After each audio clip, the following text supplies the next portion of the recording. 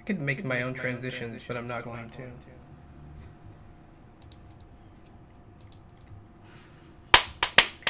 What is up, everybody? My name is Richard Terrell. I go by Kirby Kid, and you are watching DO Live.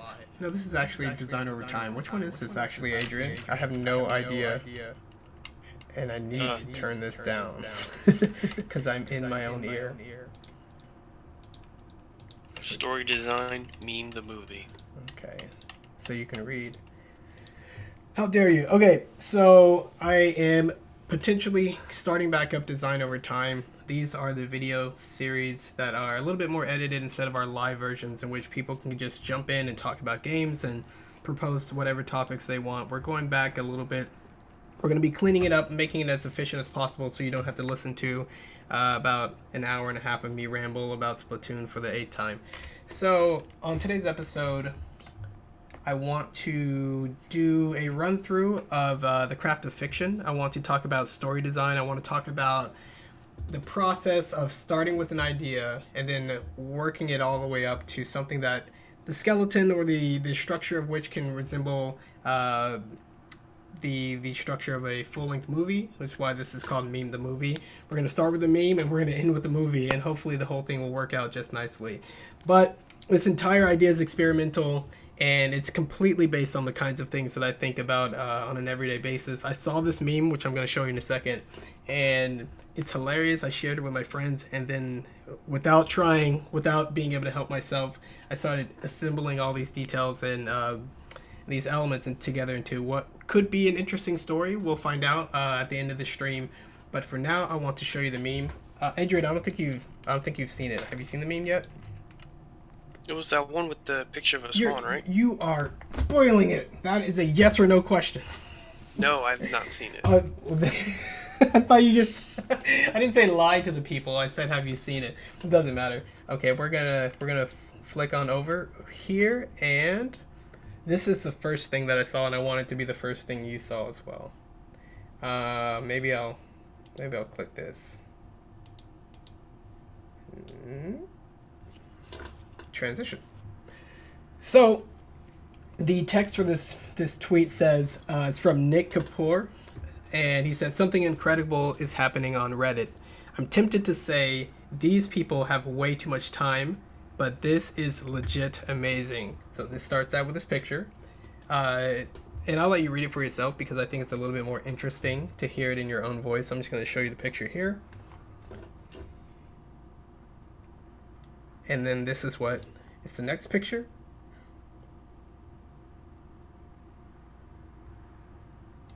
Next picture.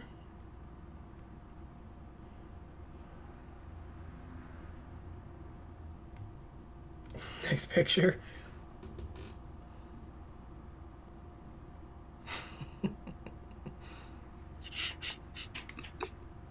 And that's the end of the first tweet. But the cool part is, it keeps going. I painted the guy who painted the girl who painted the guy who painted the mom who painted a bird. Starting to sound a little bit like I know a lady who swallowed a fly. I don't know why she swallowed a fly, but perhaps she'll die. Or the old lady who lives in a shoe, or the green grass grows all around, or the 12 Days of Christmas.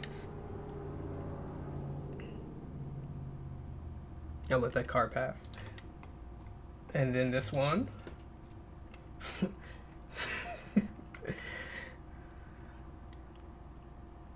When it stinks that I stayed up most of the night to paint a meme for the internet points. Yeah, I like the cat. And then, and going. I haven't painted in 2 years, and I'm glad for the inspiration. I said I wouldn't read it, but I have to read sometimes.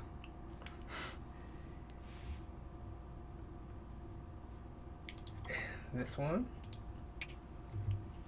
A painting of the guy who hasn't painted in years, painting the guy who painted the girl who painted the guy who painted the girl who painted the other girl who painted the guy who painted the other guy's mom.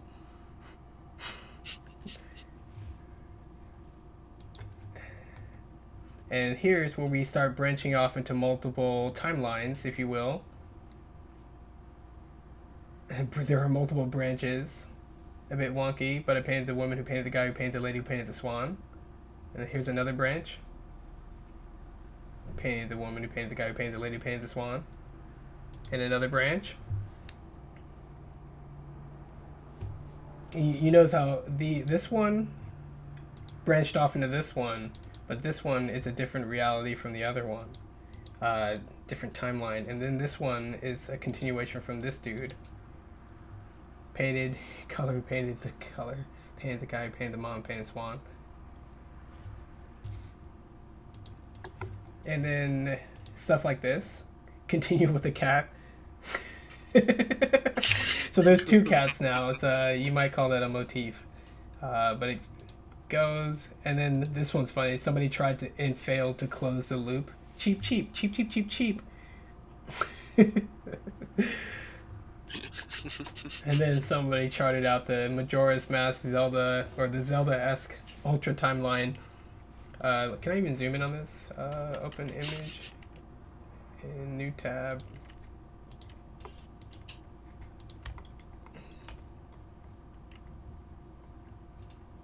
That guy's holding up two of them. Look at this crazy branch timeline guy trying to connect the two.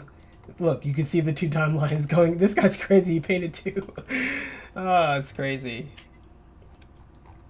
All right. And that's about where the craziness ends. Obviously, people started to do more recursion. Like, I drew a picture, even though this is just done with a Photoshop filter. Drew a picture, a comic of the guy who made a tweet about the girl who painted the mom, blah, blah, blah, all that. And it goes all the way down. Oh, they interviewed the mom? Cool. I'm not going to read it. We don't need that for meme power. Okay, so hilarious chain. This is represents perhaps some of the best that the internet has to offer. Completely spontaneous, good-natured, artistic expression, right? And the major challenge we're going to have is starting with something like this and actually writing a story out of it, something that's beyond a meme and has structure and has everything else that we like about stories. In order to do so, we're going to do a quick run through of the CED system, this basic way of breaking down stories that I outline and explain in full detail on my old blog. I'm going to call it the old blog. 9-part series on story design.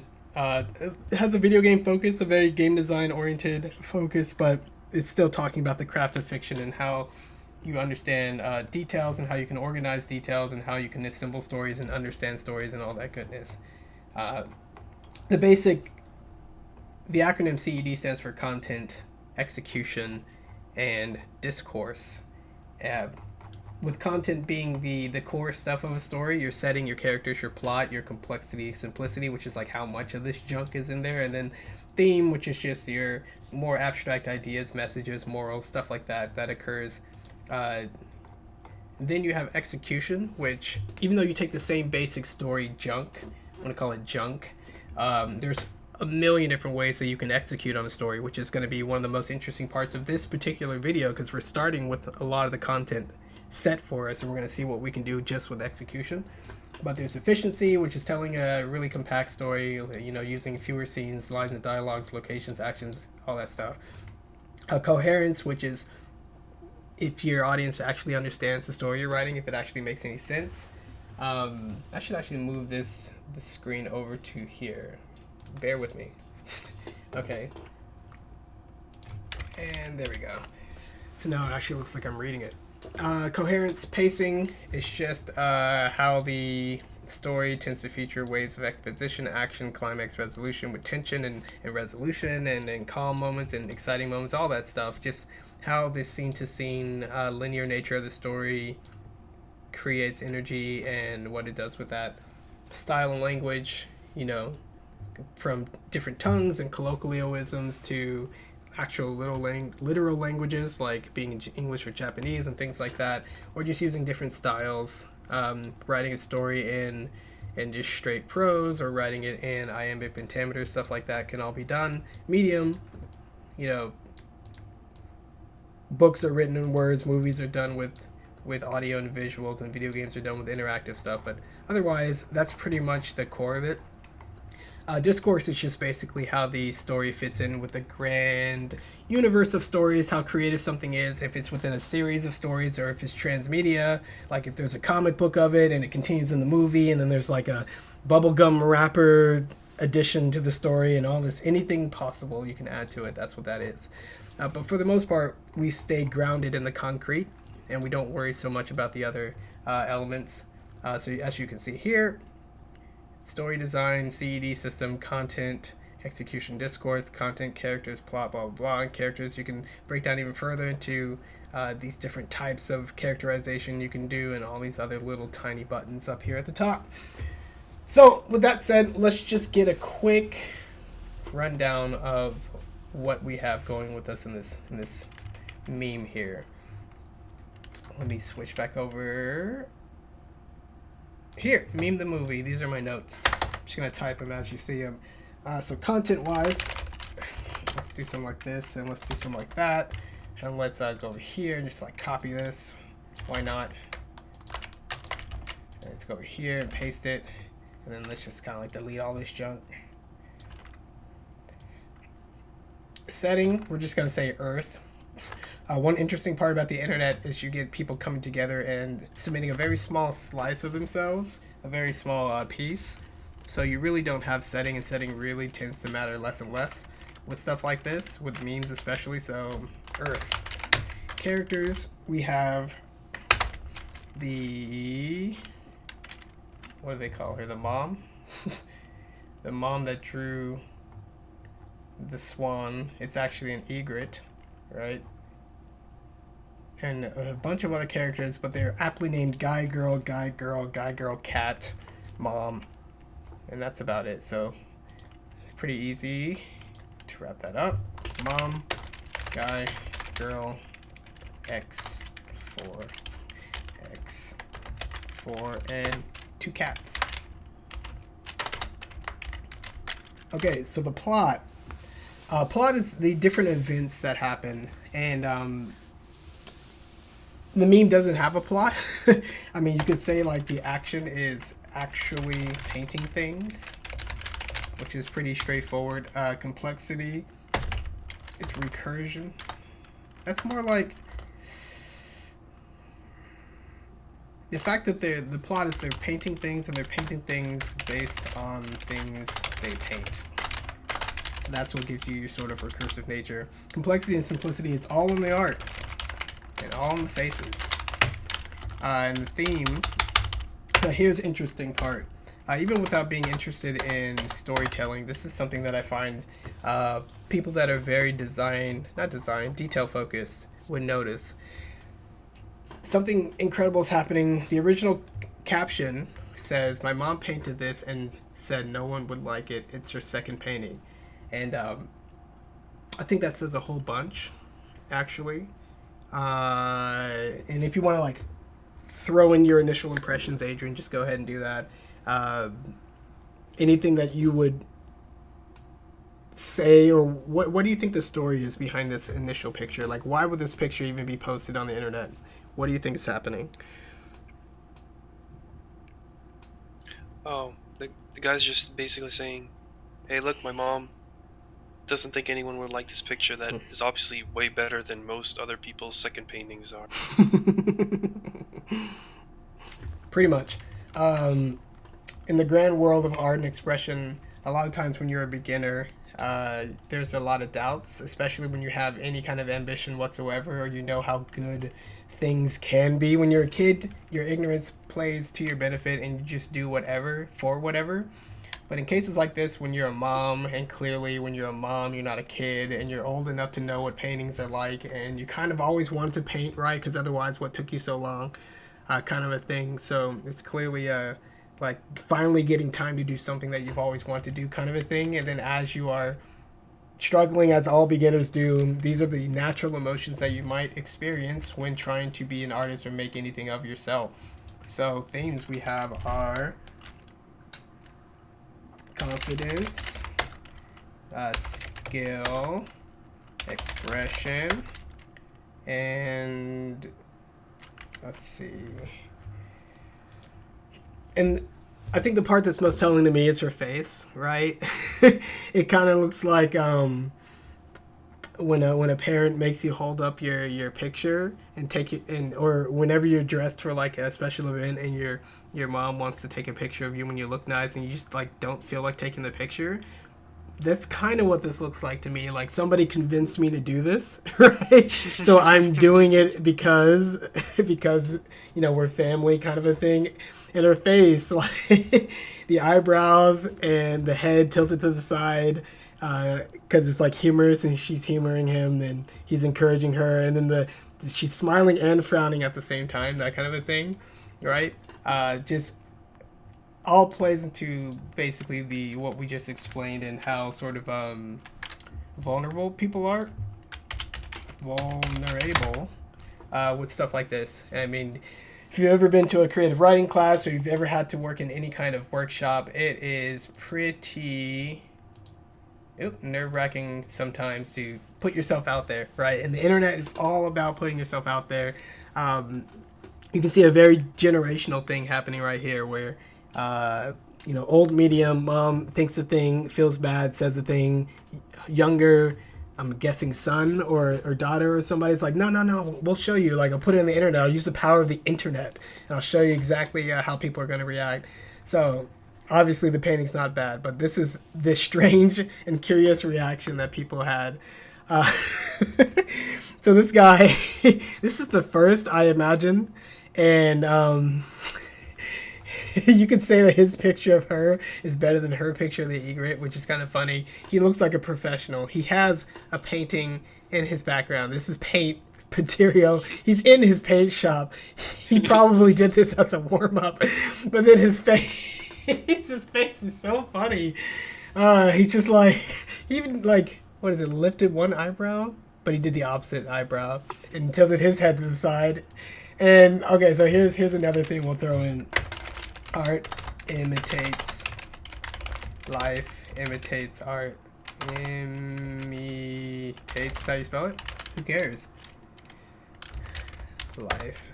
Art imitates life, imitates art. Cool. And so even in that statement, you got a little bit of recursion, where it's like duplicate as they're both sort of riffing off of each other in that little equation. So like this I thought was hilarious, and it captured her face, captured everything.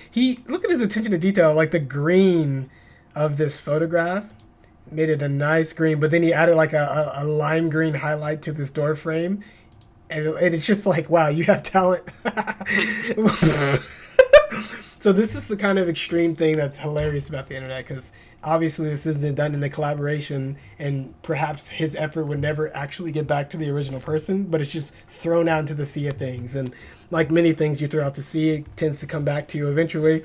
So we have this one, took a while and not perfect, but I painted the guy who painted the other guy's mom. Now this is where things start to get interesting. The whole not perfect, but it's kind of the same general feeling and spirit that you saw with the original painter. So she's like, oh yeah, I'm not confident, but I'll throw it out anyway, or my son and my daughter's making me throw it out anyway. And then it inspired this guy to do it, and then it inspired her in turn to be like, you know what, I may not be the best painter, right? It's not perfect, took a while, but I'm throwing myself out there too. And like the evidence of the influence is like literally in the painting itself. And then this guy, I painted the girl who painted the guy who painted the other guy's mom who painted an egret. I don't know. I feel like the quality has gone from like source to, less and less detail, less and less good, if you will, as it goes down. I'm not sure about this one versus this one, but I'm pretty sure. It's just so funny. So like, assuming this guy is less good of a painter, quote unquote, barring style aside, the fact that the inspiration chain has gone this deep, it's also evident in the actual painting itself. So I think that's hilarious. And then it goes even further. Like, I don't know, you got to say that this girl's painting is a little worse than the other three. And then I love it how she didn't have an extra canvas. So she's like shoved a little piece like right here up at the top. So funny. She's on her floor. Nothing more to glean from that one. This guy's face, though. When it stinks that I stayed up most of the night to paint a meme for internet points and get our first cat. And, like, I think this is funny, too, because there's more to the painting than just what's in the subject. So, like, standing. First girl, for whatever reason, sitting on the floor, and then this other guy's just like, you know what? I'm inspired by more than just the effort. I'm inspired by even the framing of the effort is inspiring. So like he's got a door in the background. He's on the floor for whatever reason, and his face. This is the kind of face you make when someone says smile and you're like self-conscious. So you stay off to the side and make a weird face to try to mask your true feelings, even though those are your true feelings, kind of a thing. So then it goes on. The guy sitting on the floor. Haven't painted in 2 years, and I'm glad for the inspiration. It's like literally explained there.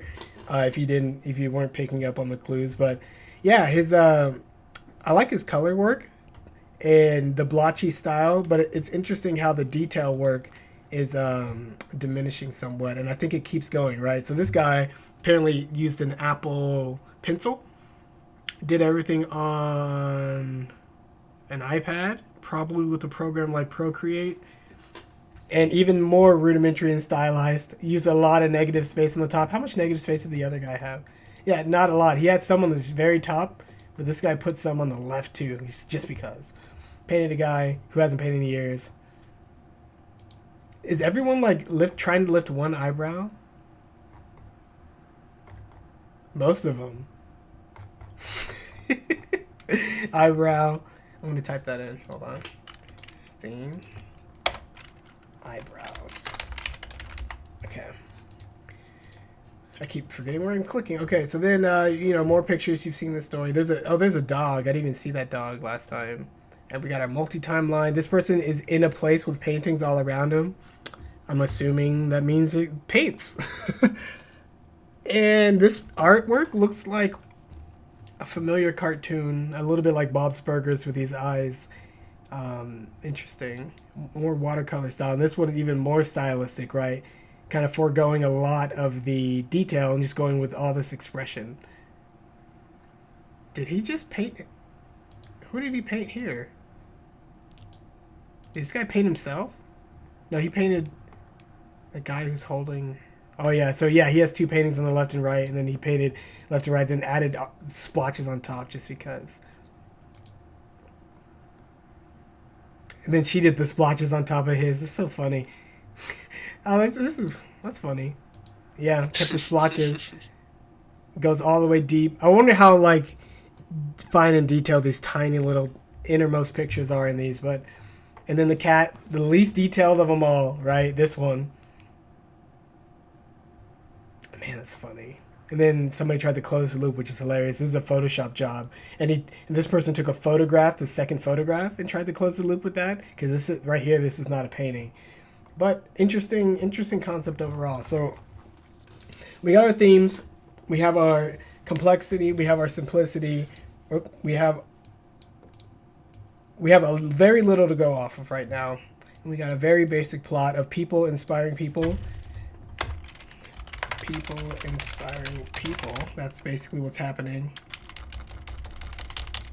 And then the other action in the plot is presenting it to someone. The world.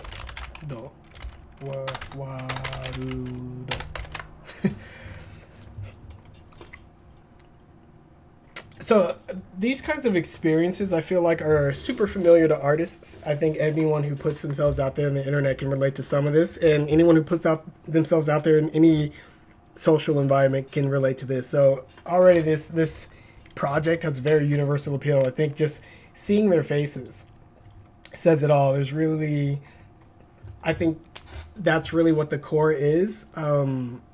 People inspiring people, and sort of the links that people go through to sort of where they come from, and then what they present in the end. So I want to mess with that as little as possible with this story attempt. And what we're going to do is take a few notes on execution. Let's see. Efficiency, content pairing. Those are ways of analyzing it once you already have it. So what we'll do here, what is it? Content.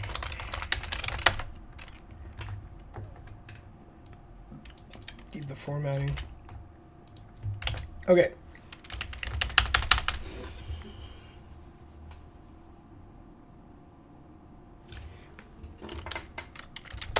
Medium. If this were a poem,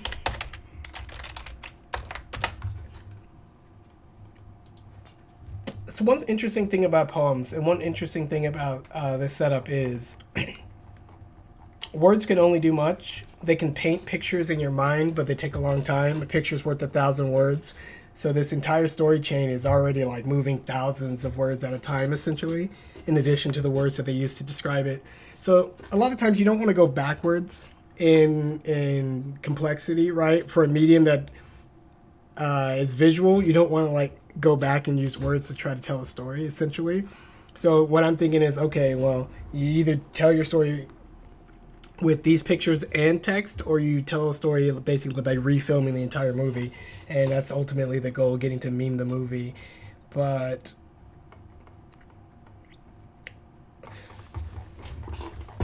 I think the recursion is a really important aspect of what makes this entire story interesting. So what you do is, with your execution, not going there, not visual enough.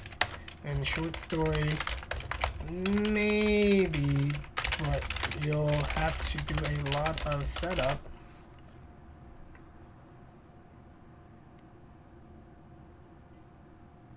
Yeah, I feel like if you told a short story, you would have to present the pictures and then write the story either before or after, right? You have to set up, unless you present the pictures as part of the story, and basically write the backstory. So we're going to go with something like a visual medium, which is basically a movie. Okay. So if you've seen Spider-Man, everyone's seen Spider-Man, right? Adrian, you've seen Spider-Man. The latest, what is it, Into the Spider-Verse? Mm-hmm. They do something really neat that I tried to get a clip of, but I couldn't find it. But essentially in the movie, there's multiple spider people. And these spider people all have their own intro, as if they were introing their own sort of story / movie. But they played this intro for each and every one of them. And it starts out with just your main character, Miles, I think. Then it like doesn't complete. And then you see his normal life before he's Spider-Man and gets the spider powers. Then it cuts to like, fat Peter Parker.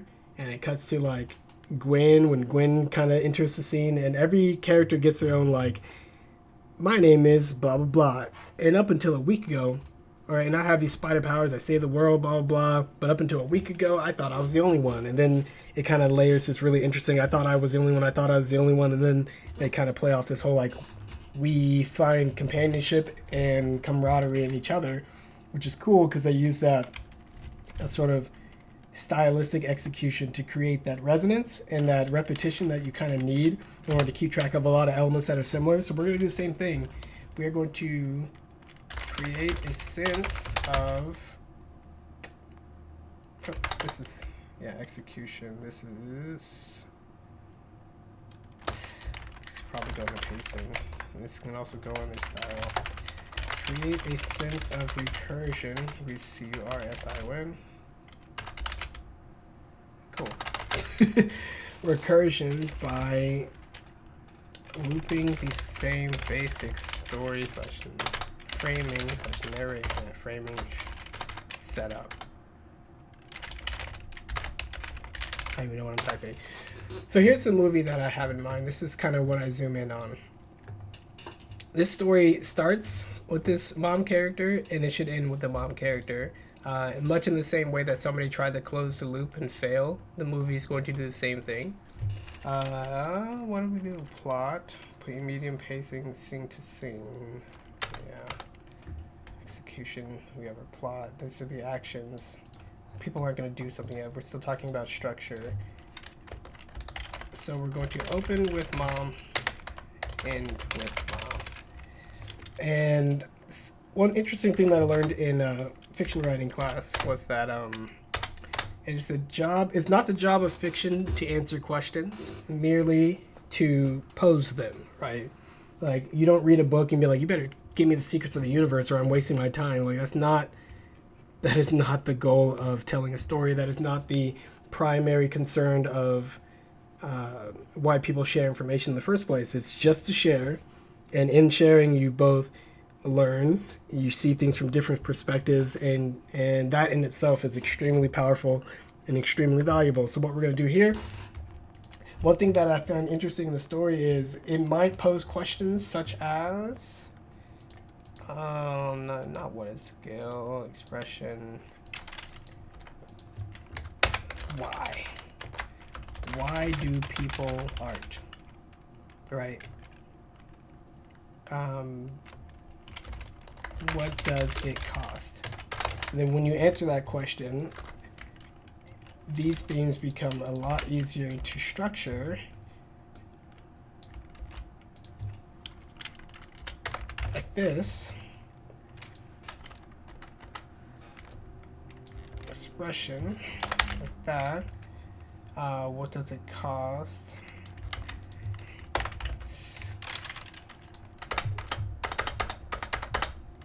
And eyebrows. Like this. Alright, so when you're making your story about,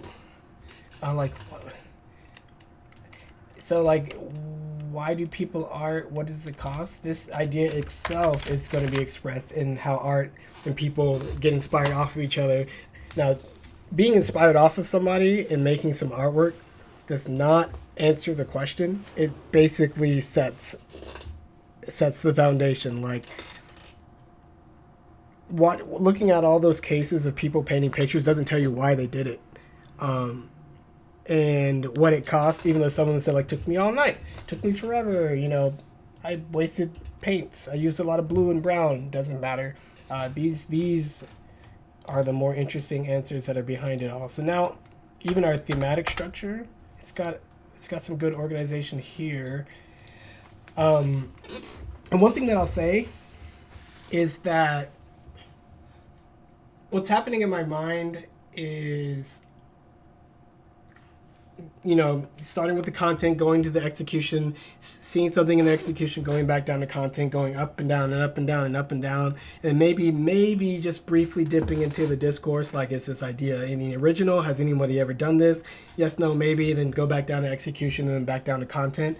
This basic approach to writing a story or explaining how I'm writing a story. A lot of this happens simultaneously in my brain, but as I'm explaining it, it gets worked out by moving back and forth. And it's much akin to climbing up and down the ladder of abstraction, which I will try to find for you and throw it up on the screen.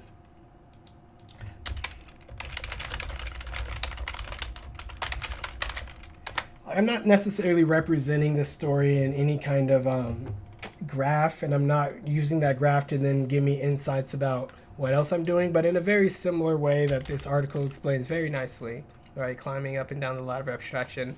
It explains what it is, what it means to do that, the power of it, and yeah, that's all it really needs to explain in order to be a great article, right? And it shows you these nice little fun interactive web apps, right? So the basic idea is and a really effective method for finding inspiration / insights and truly understanding a thing is to both start on the ground level, in which everything's very concrete, make an abstraction of that, a representation, so that you can see things in a different way. It's the same idea. It's the same thing that's happening, a car driving down the street, but you see it differently because you're using this top-down dotted line view. And then if you put a bunch of those dotted line views together, you see it even more differently. And then this might give you some insights, like let me see if I can find it. Nope. And even more crazy views like this on the left. But that's what the article's all about. Feel free to read it at your own leisure, but we're going to jump back over here and basically say, okay,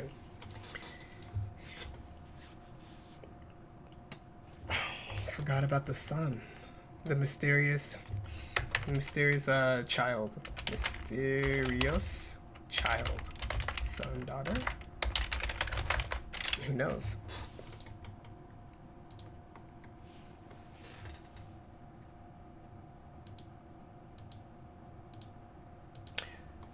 So one thing that's really good for stories, what does this fit under? There, characterization, which fits under your content, and different ways to characterize. It's kind of a little bit in the C and kind of a little bit in the E. But you can use characters to draw contrast between other characters, right? And when you have similar characters doing similar things, but then they differ in some very specific way, you can see like, oh, that character did this in this situation, but this character did that in the very same situation. That must mean they're different. I wonder what makes them different. Maybe some of these other details that I didn't consider or whatever, or maybe we'll find out as the story unfolds. So what is great about a recursive, sort of repetitious story plot is that you'll get a lot of those kinds of foil-like comparisons very naturally. So what I would want to do is set up a very simple rhythm of, this is the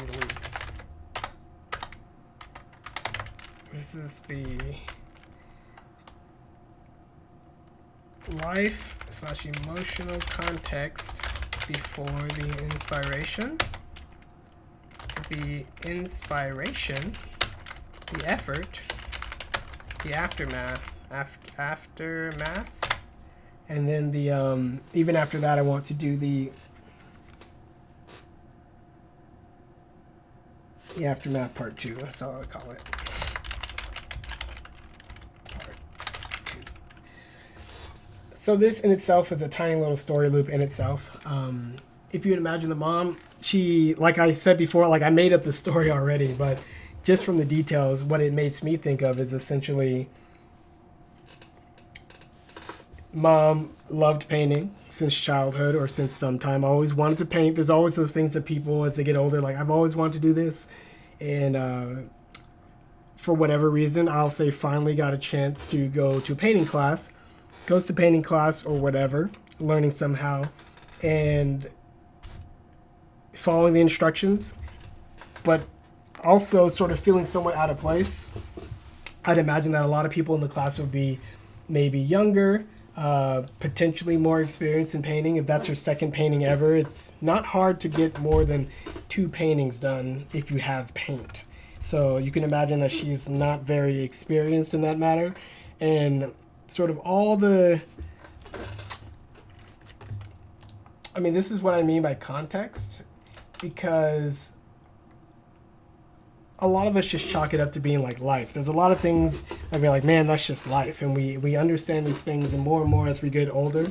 So like we know what loss is like the older we get, and we know what it's like to not fulfill your dreams and to miss out on things and to want to go far but fall short. Like all those are the kinds of experiences you gain naturally as you get older.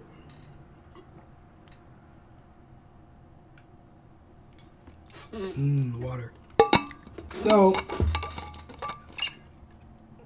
you can imagine that the very effort of trying to sort of scratch something off your bucket list or do something that you always wanted to do, it's kind of like the struggle against sort of the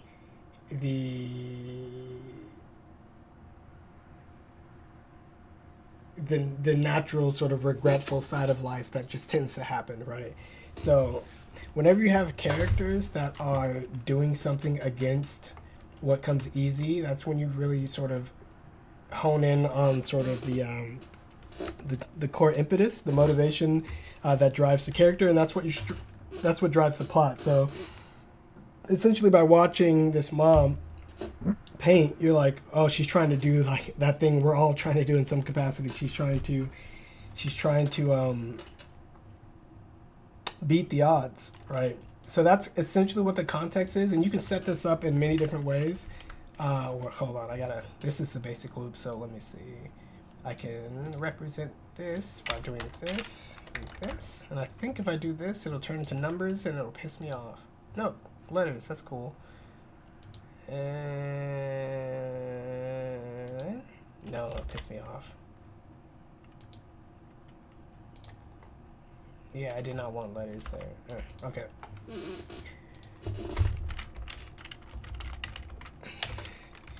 I don't know how to start a different chain of numbering in Google Docs. 5.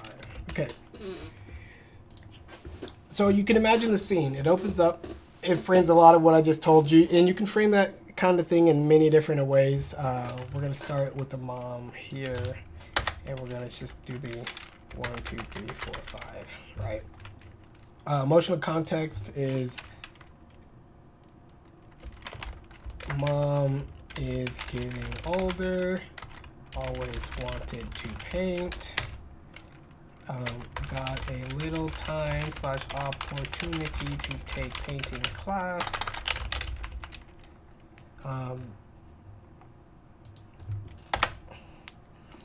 and you know, just to sort of create a little bit more plausible backstory as to how she got into the situation. We'll say single mom, which introduces other themes that I'll get to in a second, and always want to paint, got busy working to put child through college because college is too expensive. There we go. How about that for social commentary?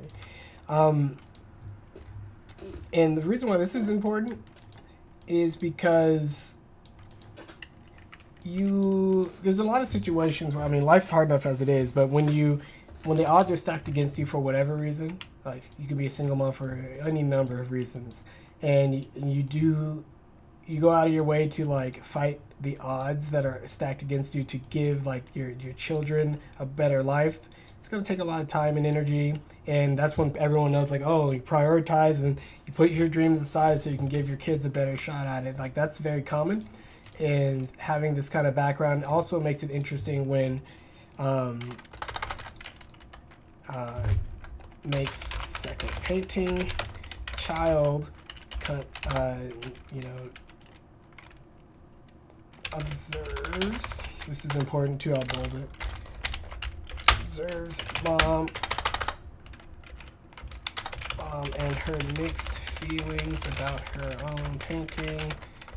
Child uses the power of the internet to post her work to boost her confidence, right? Interesting part about this is, so when we talk about eyebrows, we're actually talking about facial expression.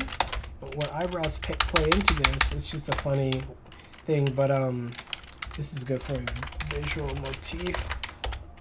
The facial expression, you're actually talking about observation, which is what people do in absence of, I can't spell. Hey, I can spell. Absence of words. Can't think of the, no, I could think of the words. Absence of words. And why this is important is because life is complex. People often express long-term desires and wishes through simple actions, through the attempt of simple actions, and they never, they can't really express like 30 years worth of sort of semi-regret, 30 years of pushing oneself lower in the priority to push someone else higher, and those things wouldn't be a regret to the mom anyway. So essentially, like, what we do, and because so little is said comparatively to what could be said, we are forced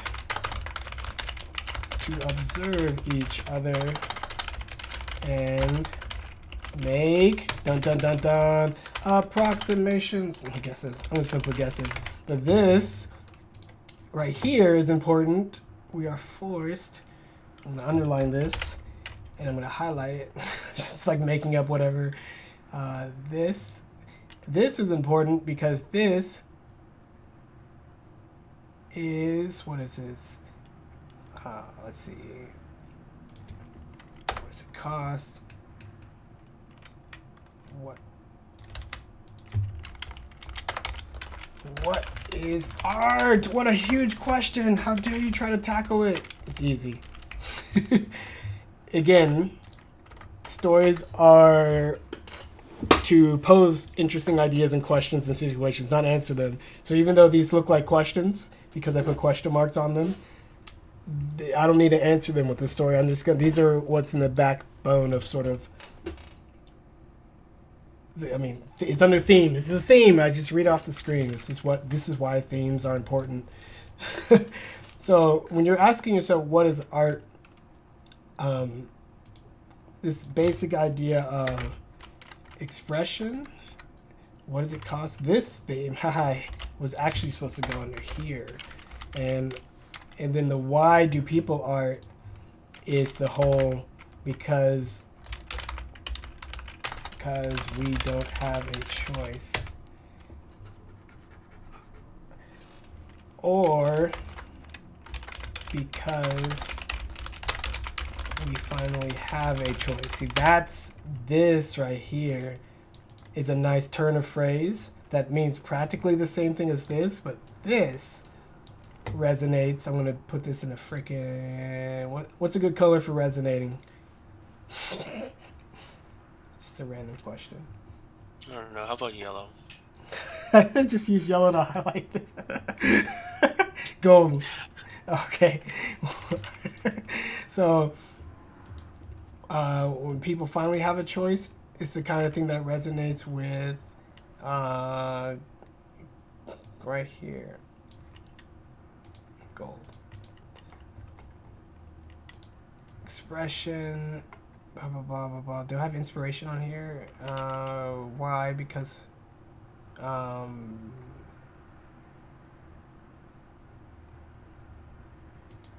we don't have a choice. Some other options are why not, which is funny. This is sort of tongue-in-cheek. Silly answer. It's not really silly, it's serious. And another possible answer is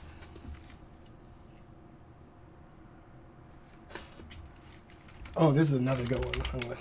So why do people art? Well, if art is expression or something like that, then why do people do it? Because other people paved the way for them, right? Because this is what inspiration is. So we're going to just do a bingo, inspiration. Now the reason this is important is because this resonates. What color, Adrian? You got this.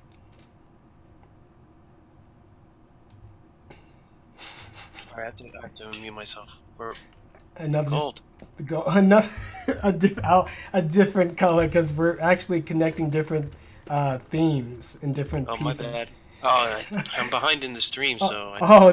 No worries. I was just like, gold. Everything can't be gold.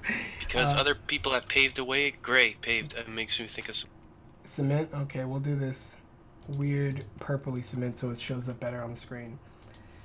So other people paved the way. They're like, oh, this is inspiration, right? Well, this is also resonant with other people sort of sacrificing and putting themselves out there. The whole like, did I already write that up here? Putting yourselves out there, right here and here. And this idea resonates well with the whole idea of because other people gave you the option to be free, you get to express yourself. So this is got busy putting child through college because it's too expensive. That resonates with this.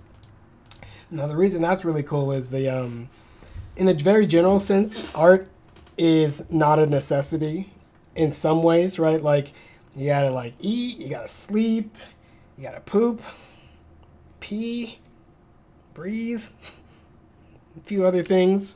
And when you don't have those things become the utmost priority.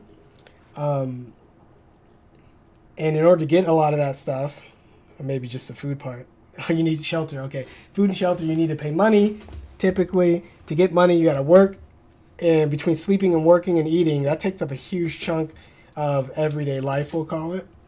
And you don't have a lot of time to do other things. Now, when you do have time, oftentimes it's spent recuperating, relaxing, or whatever. But that's not necessarily the same as expressing yourself and doing art. And it takes a long time to do freaking art. Like a single picture can be hours and hours and hours and hours and hours and hours, longer than watching a TV show, longer than listening to an audiobook, certainly longer than watching a movie. Like making something takes forever. My old blog, these right here, each one of these articles is roughly 1,000 words, maybe 1,400 on average, 300 on average, maybe more again to God later. But just doing the first draft was like an hour and something, 2 hours. Then just rereading it, it's like another hour, and then rereading it again another hour. Getting the pictures and editing is like another hour, and maybe another hour on top of that. So like 5-6 hours per article, and doing these like once a day or more. Like, and that's not even counting research. Some of these I had to research games, take tons of notes, and blah blah blah. So like even writing like a blog post, it takes a lot longer than it takes to read it, honestly. Hours and hours and hours and hours and hours and hours and hours. So it costs a lot, and it is somewhat of inconvenience, which is why art is so cool at the same time. That's why I said it's necessary, not necessary. Without sort of, I mean, so like art is the kind of thing you do without, it doesn't necessarily connect to all those necessities we listed before, having to eat, sleep, and work, and have shelter. So then in a lot of ways, it's free from those pressures, and it's just free to be whatever it wants to be. You want to make a weird looking sculpture, do it. You want to paint a weird looking picture, do it. You want to play on the piano a weird song, everything's weird, do it. Doesn't matter if it's good, bad, or otherwise. Like, that is why it's so free. You aren't bound to making a certain quality or whatever if you're not like a professional or whatever. And that's why it's so good. You get people expressing themselves in all kinds of ways that would never come up if they weren't free to do so and had the time to do so, and so on and so forth. And that's why the expressiveness of art is way bigger than this sort of expressiveness in the variety you see in the things of necessity. So what was I going to say? Art, college is too expensive, getting busy. So somebody giving you the chance to do that in a way is basically saying, I'm going to make your life so good. I'm going to take away all the priority stressing, need food, need shelter, need sleep kind of things from your life, so that the only thing you have left to focus on is to be you, and to worry about the goofiest, stupidest stuff you could possibly imagine, and have that be the best possible thing for you. That's another way of just sort of encapsulating the desire of like all parents, right? To give their kids a better life than they did, and to take away all the sort of grown-up-y stupid problems, so that as a child especially, you don't have to worry about taxes. It's tax season. Yeah. So that. And that's just another way of saying, oh, that's why it's important that she's a mom. And it kind of works together with stuff like this, and the whole like sacrificing and stuff like that, and how having trouble highlighting. Okay, so that is it's a makes the second painting, challenges her mom, fixed feeling, makes feelings about her own painting, sees her body language, but most importantly sees her face. And what's important about the face is, despite the fact that she's holding up a painting, she's also has that like wonderful expression, and every single other person who did a painting in this chain had their face in it, except for that one cat.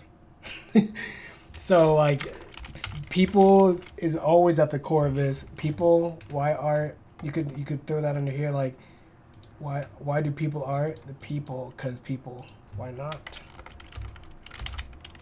Because people find people interesting, and that's just basic. Child uses the power of the internet to post their work. So this is cool. This is like a semi-generational difference, and how the child sort of is so quick and refers to the internet and Reddit, versus the mom, it could just be a nice point of characterization. I can't spell it. Spell it for me. I forgot how to spell characterization. Okay, cool. If I try to talk too much, I can't spell because I say words to myself to spell correctly.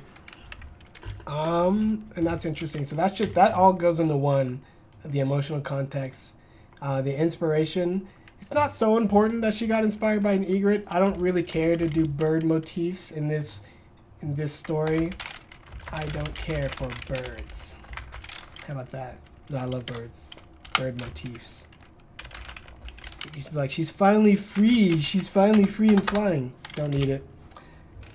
But it's a bird.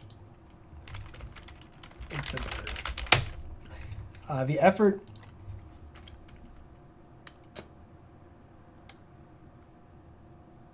I think for the most part, you don't need to show her in the actual art class. Depends on your budget. But what you do need to show is her effort preparing to leave the home and then coming home. And this is interesting because if she's going to an art class, you can assume that she gets there, it's like, what, 2, 3, 4 hours long, gets done with her painting in the class and takes it home. So, like, this is all wrapped up in a single evening goo. I'm gonna put a goo there. No, I'm not. And what's interesting is when you're talking about effort, the reason why I think this is important, we're looking for points of contrast. Hey, Adrian, when you hear this, give me a color for contrast. And we'll highlight a lot of things that have contrasting natures. Blue. Blue, okay. Contrast with a life unseen, right? She's already old. I could say grown to be less offensive, but I'm going to do this instead. Contrast with the life unseen, and this, what I want to synergize this resonates. It's with the time unseen of people painting their junk, their contributions. Okay, so blue.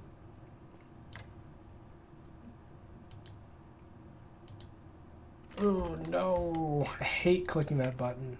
But now they finally fixed it though. It used to be like an A with a bar underneath and like something else with a bar, and I could never figure out which icon was the one I wanted. Now it's a highlighter, and you're like, ha, and I still messed it up. Ha. That's a little too bright. Oh, I like that blue. We'll try to find that blue right here. Cool. Okay, so we're looking for points of contrast. What did I say? Generational difference, point of characterization, contrast.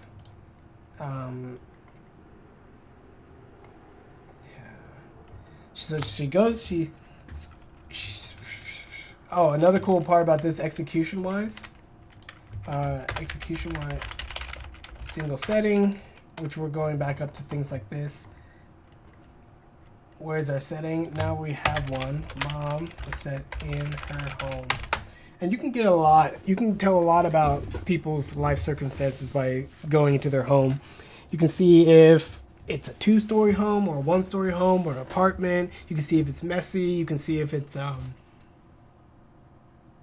if like all the kids have their own rooms, or you see like if there's art on the wall, or all like a piano, like all these other kinds of things that say a lot.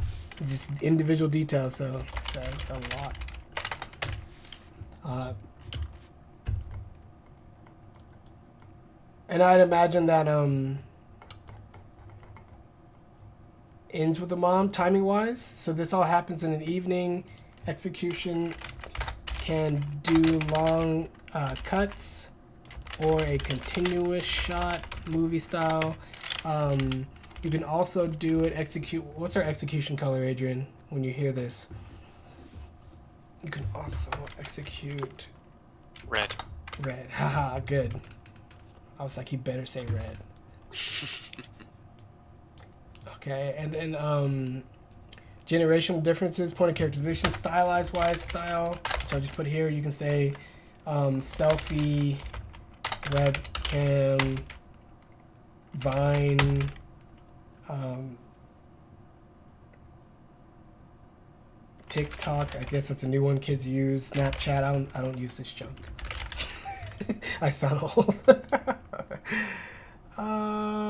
This and that. Just things to keep in mind style. Oh, I hate it when it does that.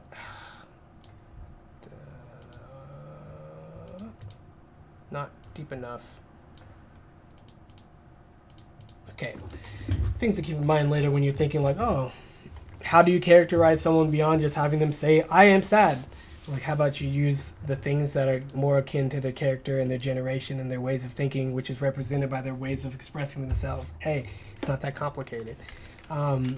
Okay, so like she comes home, she has her painting, and the son observes. She's like, hey mom, what's up? I don't even know how old the son is, college age? Maybe exiting college style age or whatever. Let's see, what's her for? The aftermath. So then the effort. Oh, so this is like, okay, so basically, child talks to mom. There's no real direct subject discussed. Child picks up on mom's unconfidence, and then this child decides to post picture to Reddit. His idea was, you're not bad, other people will encourage you or something. Child's raised on the internet, so child believes nothing bad can happen by doing this. Child happens to be right this time, as far as I know. In the aftermath, see ending of film. So right when the picture is taken is when you cut from the story, right? When the picture is taken, you cut. This is going to be a cool stylized thing that you're going to do in the film. So it's more about the execution in editing. But we're going to, because we're using like, I'm just going to do it in red.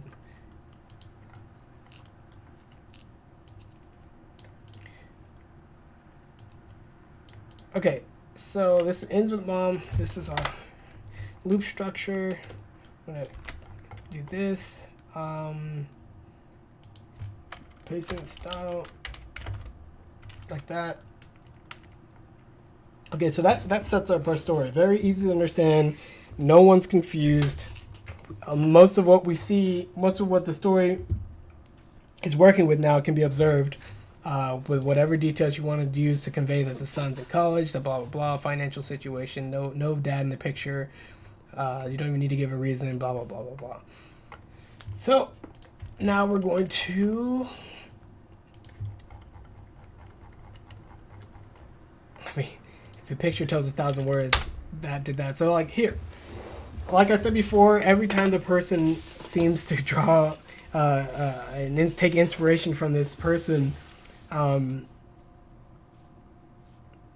picture quality gets worse and worse, which I think is more and more sort of powerful for the film, for the story. I think this is an interesting start because I don't know, it's like there's no better way, or it seems pretty evident that the people that would maybe my webcam thing should be bigger. This is completely distracting myself. Hold on, guys. Webcam thingy bigger. There's no reason for me to be so small. In the corner. Boop. Cool. Okay, so the people that would relate to her predicament the most are artists, are people who've been there and empathize without... Wait, which one is it? Empathize and not sympathize. Why did they make those sound so similar? So it's very telling that the first person who responds in this chain very much looks to be a professional artist. And like I said before, it looks like a warm-up. I don't know why I think that. I don't care. It's my story and do what I want. This person's got skill. You can tell by the way that the shadow is done in the bottom, the left side of that painting too. Like very. Let me show you. Dang it! I don't know the name of a lot of famous paintings, but I think I know this one. Watch me get flagged for having a little culture. That's right. That's right. Get flagged for having culture. No.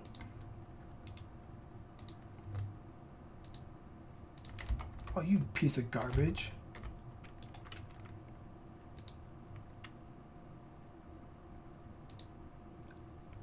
I didn't know the name, but it doesn't matter. Here we go.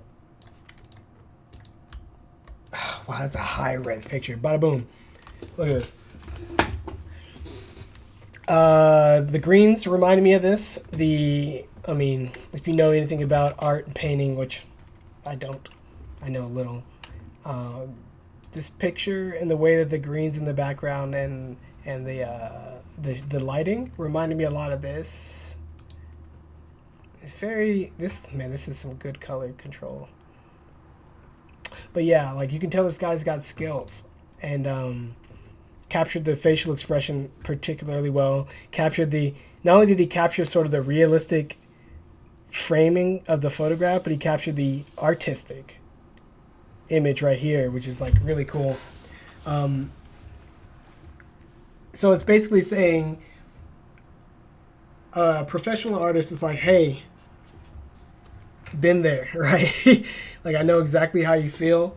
I know what it's like to start. I know what it's like to have trepidation on the confidence in your own work and sharing with people and whatever. So, but like he seems to say it all without, saying exactly what I said. Picture says 1,000 words, that kind of a thing. So, and his facial expression, it's kind of like they all have this really, really good facial expression because they can empathize, which is really funny. He's not like imitating her and he's not making fun of her. He's just dipping back into his own experiences and pulling up the same kind of emotion. So what we see here with, let's see, opening with mom. This is just gonna help me. I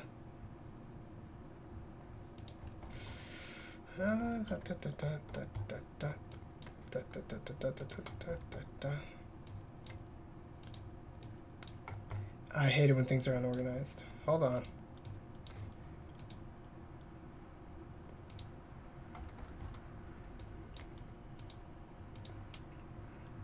Cool. And this is opening with mom. 2. And then this is ending with mom. 2. And this is Fine by Me.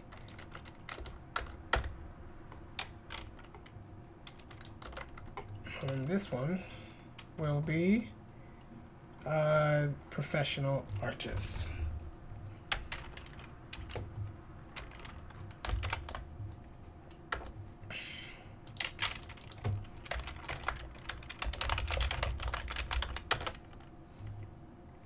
Okay.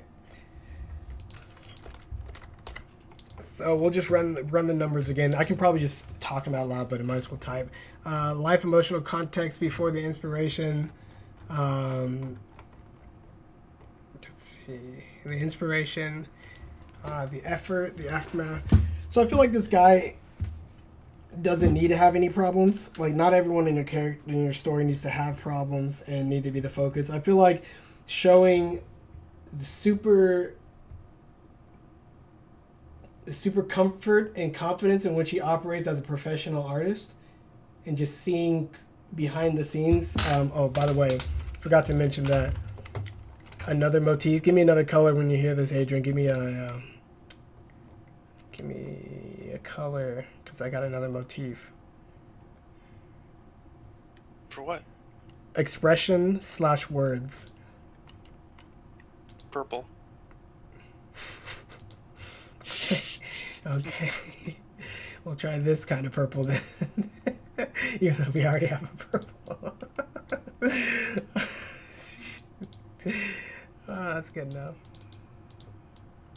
Expression there. So like power of absence of words. Dang it. Right.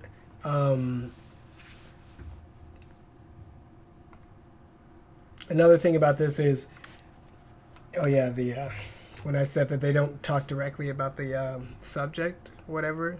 Where is it? Under mom, child talks to mom. There's no direct. This is another case of that. What purple is this? Because we're gonna find out how sort of not unimportant and not where am I? Not unimportant words are, but just like there are many different ways of communicating. And sometimes words just aren't it. So, super. What's a context? 1, 2.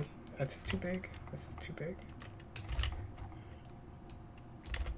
2, 1, 2, 3. No, too big. Take the formatting. Take the formatting. Arial 9, huh? Okay. I can just do it myself. Oh, it took it. 3, 4, 5. Is it 6? 5. Okay, so his context is going to be like super confident.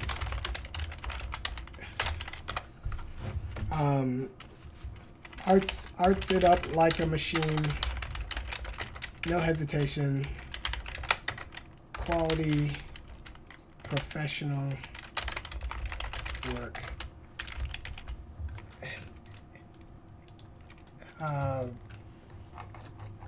Setting 2, it's just going to be in Pro Art Studio. There we go. So he has quality professional work. Nothing slows him down. Blah blah blah blah blah blah. That's his context. How would he stumble across this picture? Let's just say somebody tweets it at him because or shares it with them because he's busy being a professional. Inspiration. Somebody tweets him a picture, and he doesn't skip a beat. This is interesting. So like, the inspiration. Someone shares with him a picture of the Reddit thread. This is the first time we see the source material picture. You can choose whether to obscure the painting until now or the end of the film, or to hide some details about the mom holding the picture, because I think that'll be interesting, right? So you don't need to do it, and I think part of the power, I don't know, you just have to play around with it, but I think part of the power of the film is seeing it and then step by step going down the chain. If you withhold all the original source material pictures to the end, it might have like a really punchy effect at the end, or you could lose the audience in too many details before it gets to that point. So my rule of thumb right now is like recaps are just as powerful as saving it to the end, but you just make sure that everybody gets it. It's kind of like a courtesy thing. So this is just something on the execution. And it's what part of the execution? It really has nothing to do with. Yeah, it's red. We're gonna do red.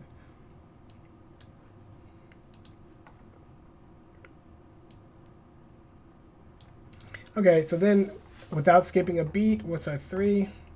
The effort, there was no effort, and then the aftermath. Okay, so 3, without skipping a beat. Okay, so here's what's interesting. We learn that he has a very busy morning of painting to do to keep on his busy schedule because he's a busy professional. I don't know why I said it like that.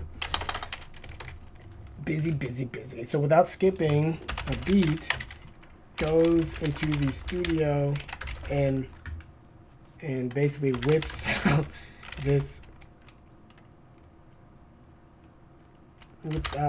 inspired picture as a warm-up. That's how good he is.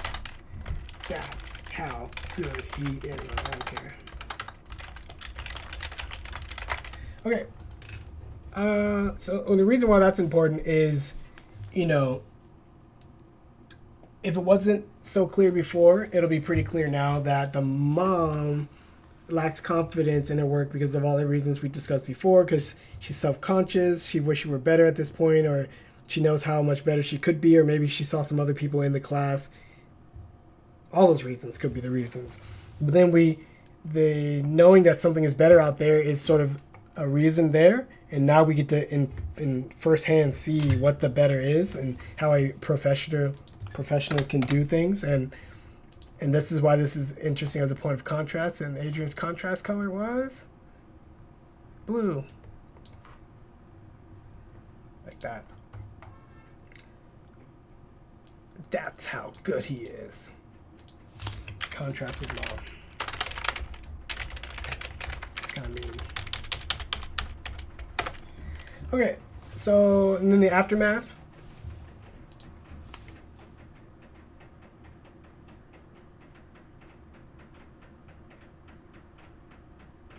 Oh, I just kind of got distracted. Yeah, the aftermath is basically he takes a picture and moves on.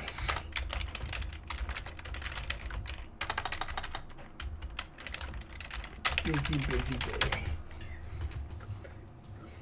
So this scene in the film, it'd be super interesting, just like Food Network scenes are. Seeing a professional do their thing and just being a fly on the wall is super interesting. You can cut it any which way you want. You can zoom in close. You can see all the crazy knickknacks and doodads and gadgets and gizmos aplenty inside of his studio, and you can just watch a pro at work. That's pretty cool. So the scene alone can carry itself, but what we get to see here is the start of a chain. What's important to convey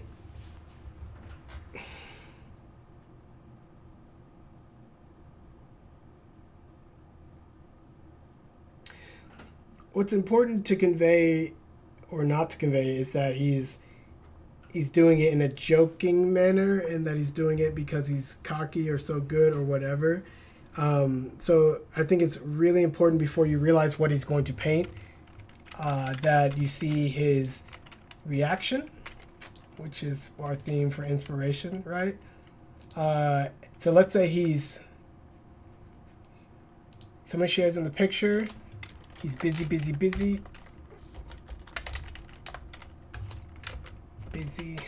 Why are you this color? I hate it when it does that. Do it like this. That's right, I hacked it. Cool. Seeing the inspiration picture slows down his busyness. If only by a moment. Highlight this moment with audio drop or whatever.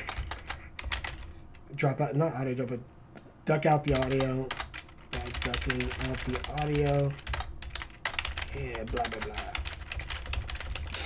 blah. Somebody can figure that out.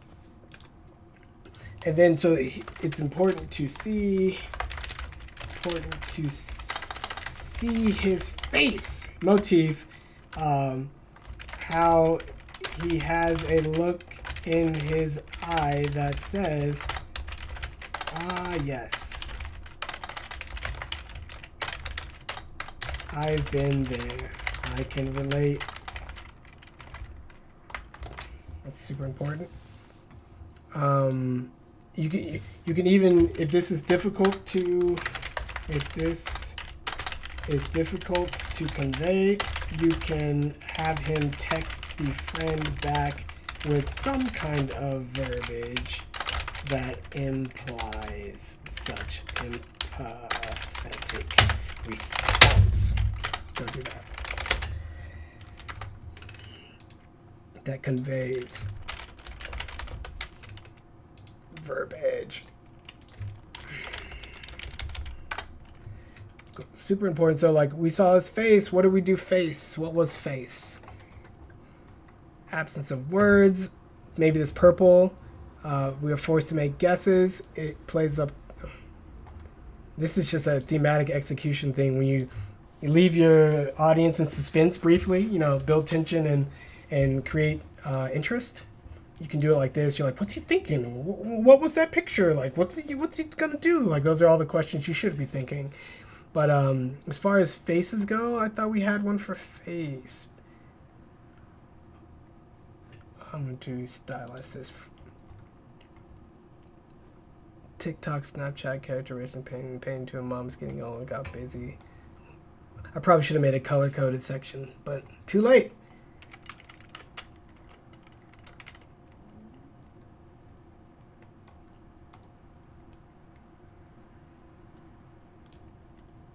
There.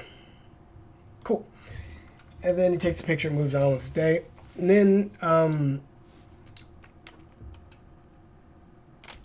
what is his aftermath? What's number 4? I keep forgetting. 4 is the aftermath, so we don't need an aftermath part 2. We don't need this. It's called Tell Your Story. Oh no. And we don't need this. So that's his story. Simple, straightforward, to the point. Next character in our chain. So like we don't have to use all these people, but essentially like now you get to tell the stories much more quickly, right? So that the film has a quickening pace. You do the same thing. So the first scene should be the longest. This next scene shorter and shorter. Yeah. It's interesting too because this took a while and not perfect, but I painted the guy who painted the other guy's mom. You know, you can see the stuff. We just extracted the themes from this. Confidence and blah, blah, blah, blah, blah. Let's see. So now the interesting question is, you have the setup. You already have your contrast. There's 2 scenes. How many of these people are you going to use? Will you use montage? Will you use whatever? Like, what more interesting things can be said down the chain? This guy seems to lack equipment, even though if you have like an Apple Pencil, that's a pretty fancy little device there, but this is still not nearly as fancy as having paint in the canvases and the like. I don't think the split timeline is important at all for the film. So you take and pick your favorites from this chain.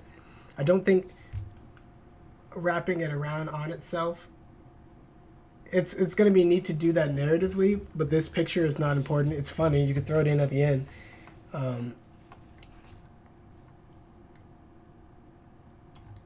But essentially we have about 5 other, 6, 1, 2, 3, 4, 5, 6, 7, 8, 9, 10, 11 other people that could potentially work with what we have, right? So we got all these themes. We got the setup, and we want to see this chain reaction going, because just repeating it once is not enough. People aren't going to get it. You need at least 3, but you need to do a few more. So what you have the choice at this point in the film to go like, okay, next people, we're gonna focus more on the number 1, which is the context, and I mean, so what we're doing is, if we're cutting the scene every time they take the picture, we don't get the quote-unquote aftermath so much, so we don't know how their lives are changed, and we could kind of save that all to the end, and like go back through all the characters one by one and just show like resolution, which is like super concentrated, like wrapping up of mini stories, which is cool. So what we can focus on now is just mostly the setup, which is just like, who are these people and how does it work with our themes of differences, but they all share this common sort of empathetic core. And let's not forget our core questions. Expression. Why people do this. There's a lot of funny internet questions because you finally have a choice.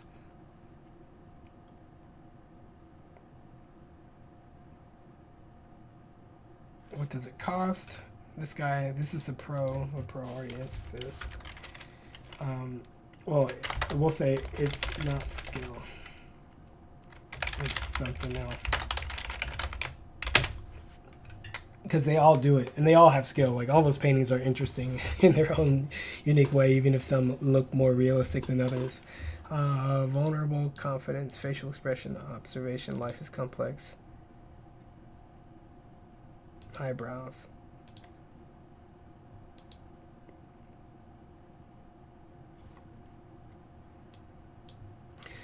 So the pro basically remembers the old times when he was vulnerable and less confident, and he does this thing to sort of boost confidence. But what we're going to see probably as we go down the line is less and less people that are getting closer and closer back to the mom level, right? It's like they're getting younger too. She's really young. Some of these people are older, and this cat, it's like 2 years old. It's really young.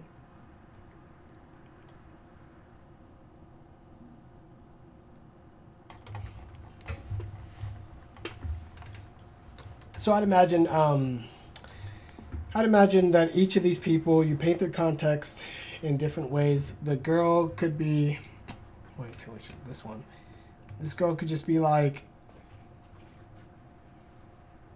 a photographer or whatever, inspired to do a painting, inspired to sort of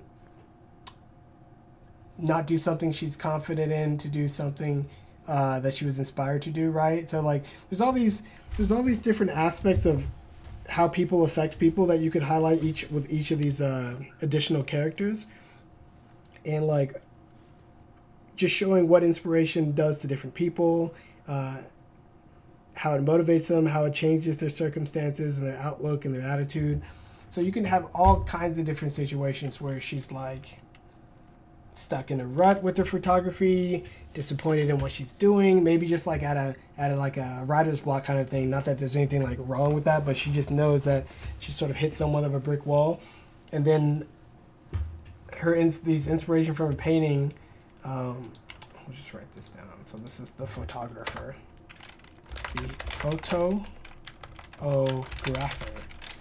If you know what that quote is from, I will give you $100. No one knows where that quote is from. And I don't have to give you my $100.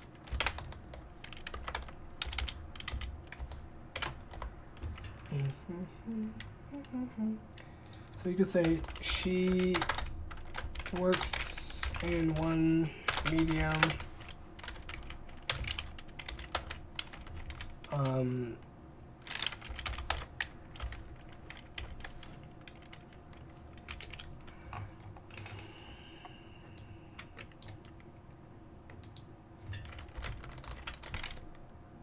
Wow, that did not go well. She works in one medium. Inspirations too. She browses Reddit or something. Who freaking cares? She works in one medium. At some kind of a creative block. Nothing too major, but something she knows she'll have to work out over time. In the interim is that thing. She browses the Reddit and she gets inspired. What is 3? Yeah, the effort. So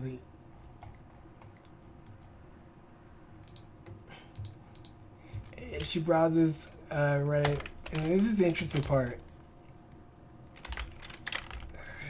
Browse Reddit, wants to make a picture.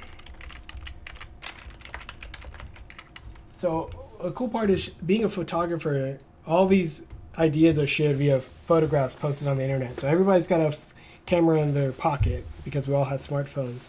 But she's like a professional photographer, so she's doing something more and beyond. And she sees this thing happening basically in her medium, but decides to do the medium she's less comfortable with. Wants to give it a go in a medium that she's less comfortable with. This takes a boldness and a reckless abandon, which is kind of showing you like how people inspire people. Like the rules don't really apply when you're talking about art and when you're looking for something to express yourself, which is part of the theme here because she has creative block. So what is our theme for expression? Purple words and expression? I think it is. So we'll just do this. And like maybe you have to figure out that she has a creative block. She's not just going to be like pouting in the opening scene. Like she's going to be normal. But you can see from one way or another.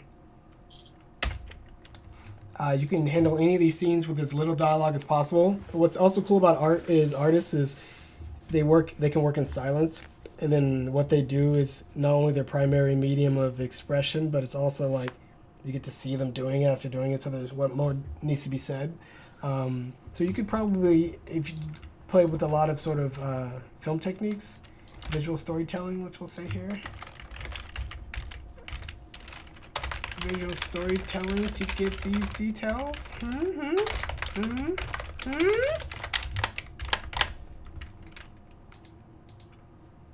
Okay. Reckless abandon. So we show her unfamiliarity.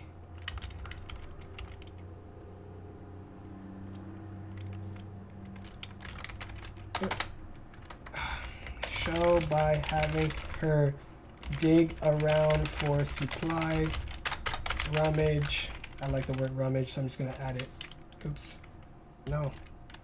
What did I do? There we go. Okay. And then you can even have her, if you want, have her talk to friends or something. Depends on budget. You can just have it, the setting is going to be inside of her photographing. So let's say she's not a pro, she's a semi-pro, right? So let's say she's a contract, assassin for hire. I don't know what they call them. Semi-pro or contract contractor. Is that how you spell it? Contractor. No. Which is going to be her. And let's say she doesn't really have a studio like the Fancy Pants Man, but she works out of her own apartment or whatever. Works out of her own apartment or whatever.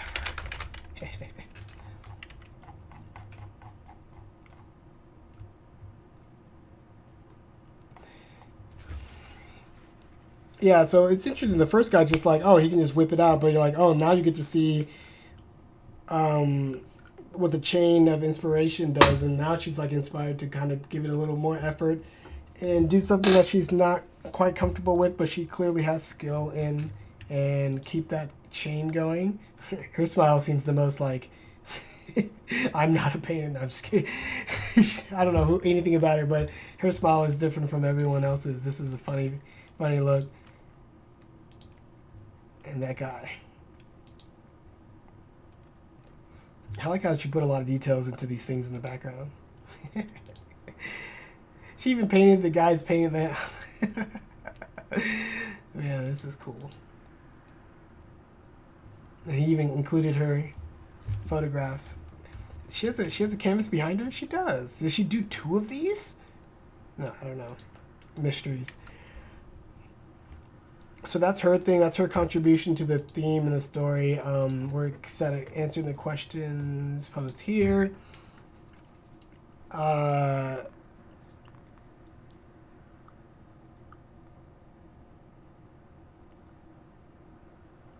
this is more the inspiration track.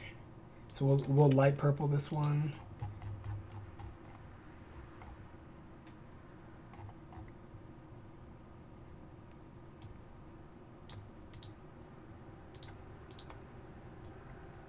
And then what is it?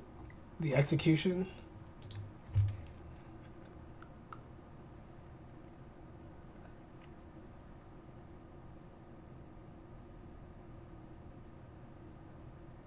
I think if we saw in the second scene the guy painting for realses, with all that technique, we don't ever need to show it again in the film. So her thing is going to be setting up her desk, right? So the guy was already set up because he has a studio, but her execution, the effort, is going to come from setting up her workstation primarily. This means pushing away lots of other potential doubtful distraction thingies. So if they're like photographs with X's on them, crumpled something or other ideas, things that representing she's literally cleaning her desk and figuratively clearing her mind. It's more fun when you're accurate with your language, jerks. And that's kind of, it's like, so like the guy, the pro and the photographer, they don't need help doing art, but it's cool how people are inspired is more than just, you inspired me to literally paint. Like, it inspired her to sort of not hold so strongly onto the thing that she's known for and good at and just do whatever for whatever, right? And that's very different from just like, you painted, now I painted. Like, it helped her get over a weird creative potential block. So that's a little different. And then the aftermath, what is this? That's 3. And then the cool part, so here's the cool part. This is why we love writing. The aftermath is a strange moment strewn, we love that word, in a dizzying, not frenzy, dizzying array of paint and photos and pictures and cameras and and stuff. We see that her core character / creativity is born from a bit of letting go instead of directly working towards. In this moment, she is both painter and photographer. And ends with her grabbing her cell phone camera to take the photo instead of her DSLR, which is interesting.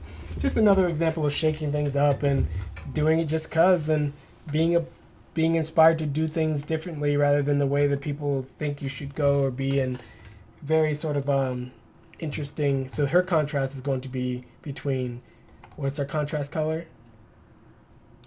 This blue. Her contrast is going to be between how she works and how other people see her, right? And you can throw in any kind of motif, any kind of like backstory you want to fill in the details depending on your budget, because you can imagine with artist types and especially underrepresented groups, there's plenty of people who think you should do one thing versus the other just because of whatever, and you can represent that somewhat eloquently in this particular kind of execution. So contrast.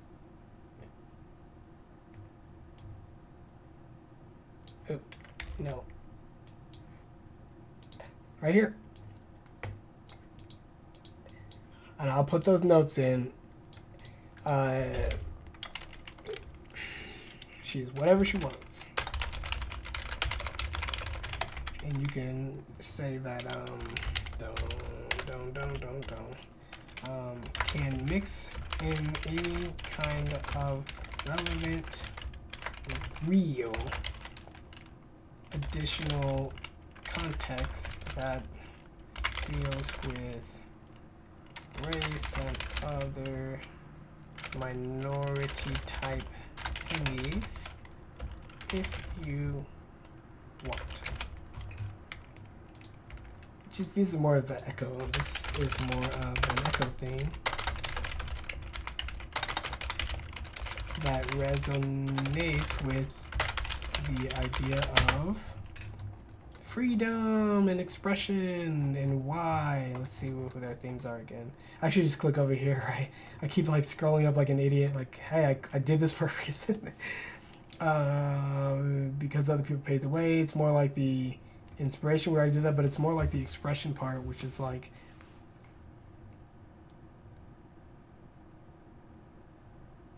because this is because I can. And it resonates with this one. Which is because they finally have a choice. This is the same thing, but slightly different. Yeah, this is like this one, but slightly different. What color was I supposed to be using right now? My head.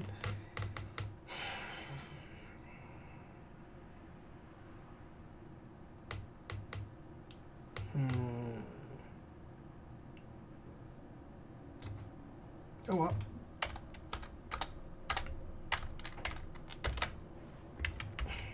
Cool.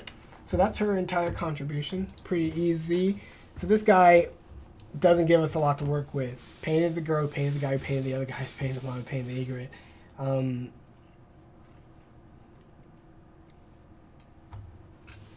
Interesting. Not a lot of details to glean from continuing down this chain, but it is funny. The quality changes and people get inspired. So her scene was going to be quicker than the others. We've already have 3 scenes, right? This is turning out to be sort of a made for TV movie because it's probably not going to be very long. We'll shove in some commercials to artificially lengthen it.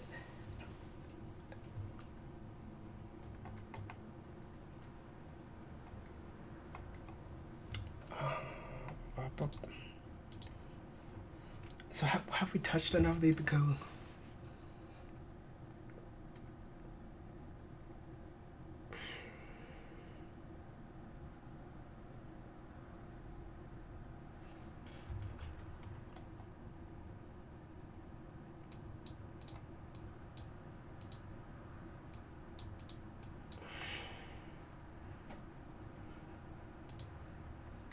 So it should be getting less and less serious too as the chain goes down. That's just kind of how these things take a life of their own as you go along. So with her story, so you can get, this is a point in the film where we've had 3 sort of loops already, and you can start telling jokes, you can start playing with the format, you can start messing with expectations or whatever. And essentially getting closer and closer to montage, you can rapid fire some of these. I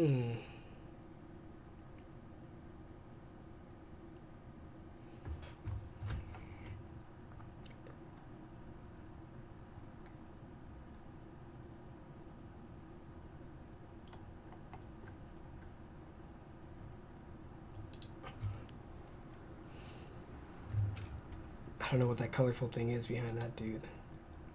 I don't know why she's holding a beer. It's funny. Like, it's just so funny.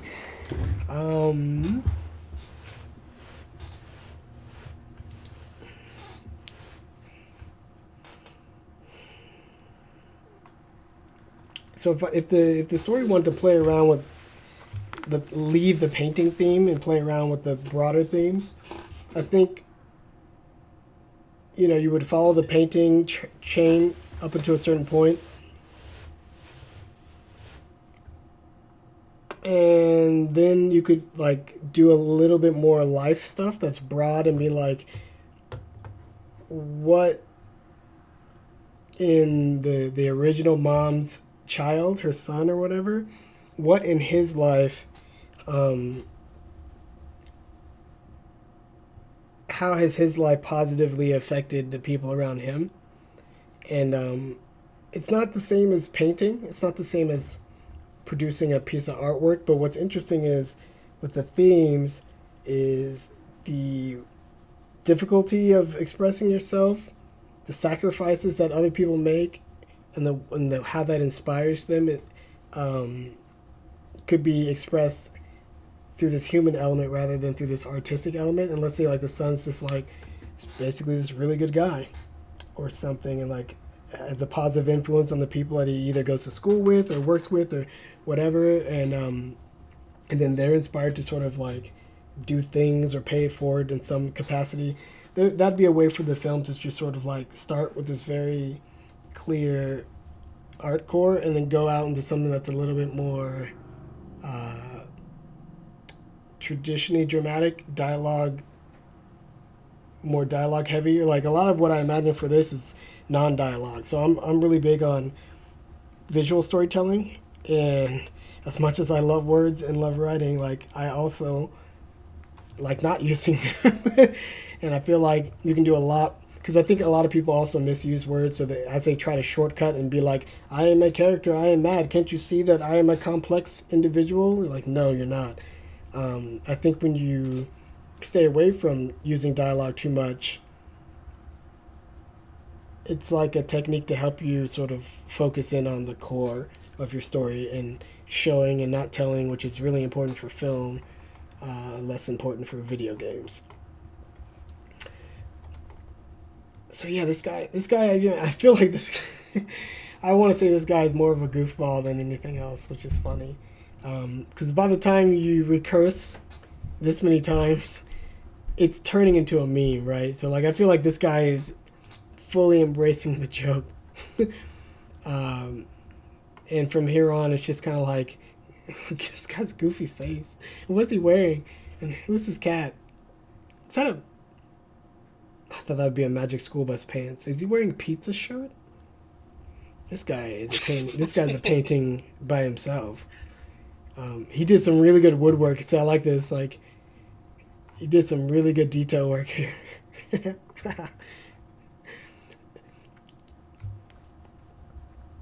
What is that thing? Is that a chimney device? So yeah, I guess this part in the film, you would. I mean, I like the fact that this girl had to grab another canvas, right? And I think what's important is like right here in the film, I would say like, okay, this guy does it as a joke. We'll just quickly note this. So like, next guy does it embracing the fun of the meme. The next girl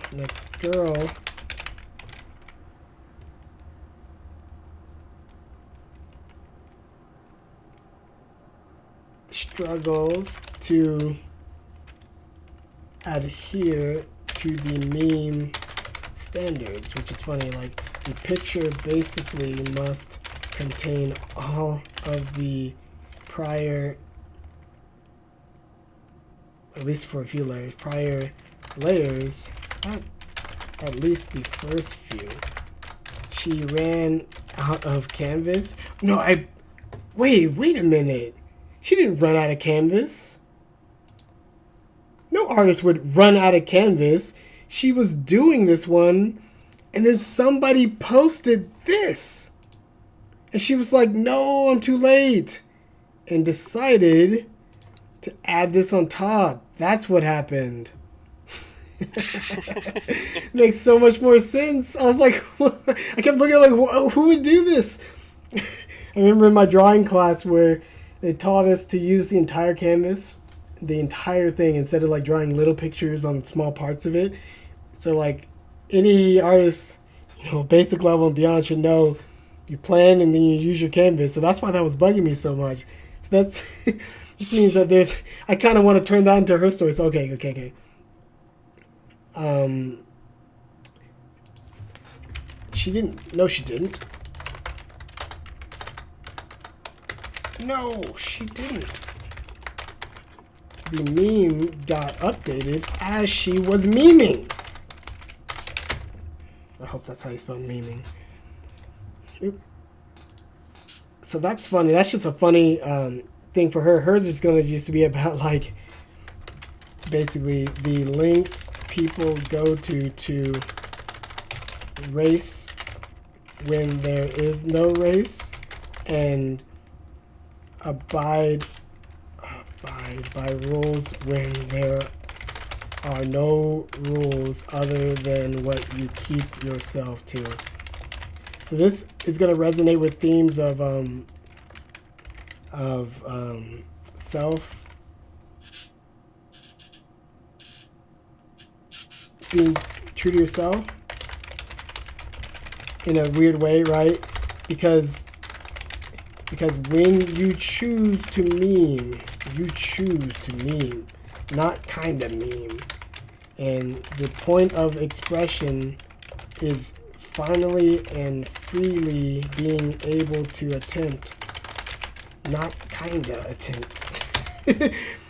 Taking the recursion layer rule seriously will be a humorous and somewhat overly dramatic something like scene, struggle. You know, you can put any other character in there. You can dress that up however you like with whatever actors you can get. But that's just like funny. This is funny to me. So then she does that. This cat is his biggest critic, it looks like. I love the cat. I also love... Okay, so here's another cool thing. She starts the floor sitting routine, and I think the reason she sits on the floor may also be because she can't hold both canvases well, so she has to brace it on her leg, and to do that she has to put her thumb on the other part. I think her form fits the function. That's hilarious. So next guy takes the floor sitting part of the meme seriously. What started as probably a form fits function because if you're in CTI one, because of the extra face she had to add, now has become another rule to follow just because. It's hilarious. And so that's what this guy is all about. His painting can already be done. His opening scene. His painting can already be done when his scene opens, and his struggle is his cat getting in the way and him sitting down in frame with his goofy frame. His face wasn't goofy at first, but the struggle, mostly against his cat, influenced him to have a very goofy face finish. Cool. That's him. Then the next one, and then it just keeps going. Things take a life on their own. Next guy, the sitting goofy face has taken a life of its own, kind of.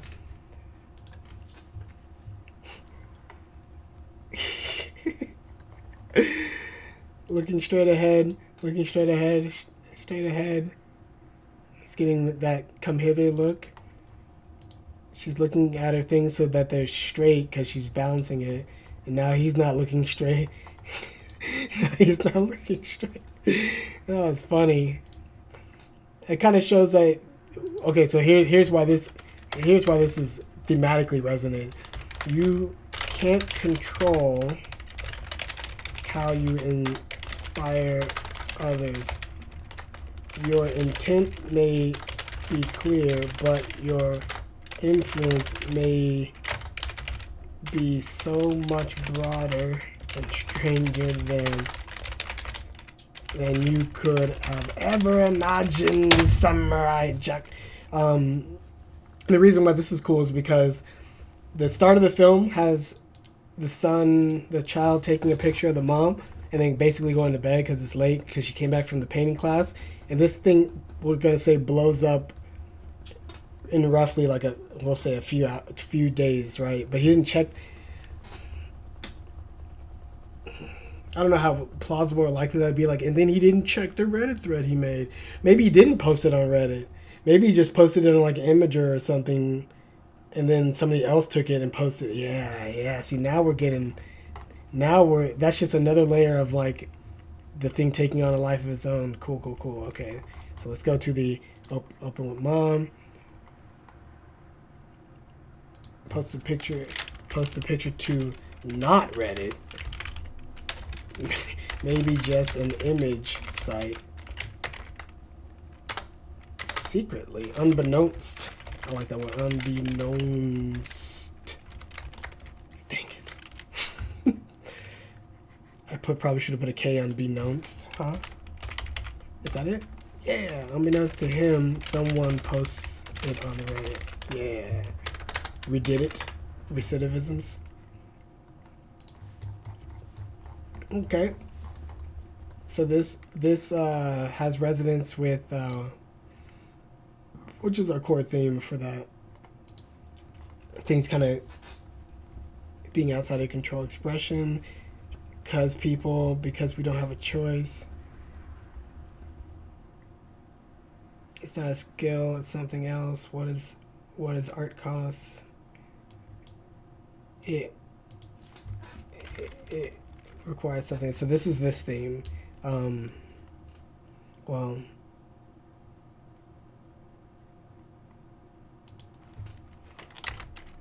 let's see. Can't be controlled. It's like a virus. Thus, meme. That's where it came from. Beams, genes, viruses, spreading ideas virally, blah blah blah. So what color will this be? Similar. Green.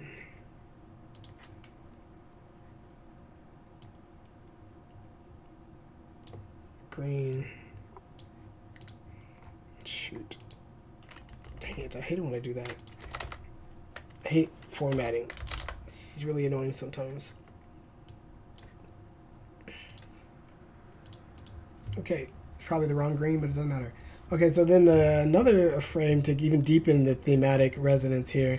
This guy he has the least amount of equipment. He just got a piece of technology. So here we can, there's so much theme and variation going on. It's insane. This is what that means. So we just did the next guy. What is this? This is cat guy. Catmandu. This is floor girl. Floor girl.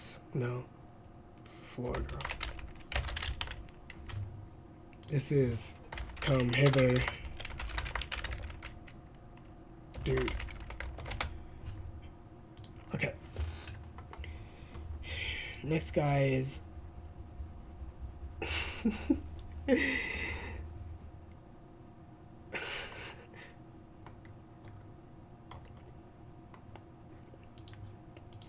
this is everybody look left. If you know where this quote is from, I will not give you $100. It's just a quick scene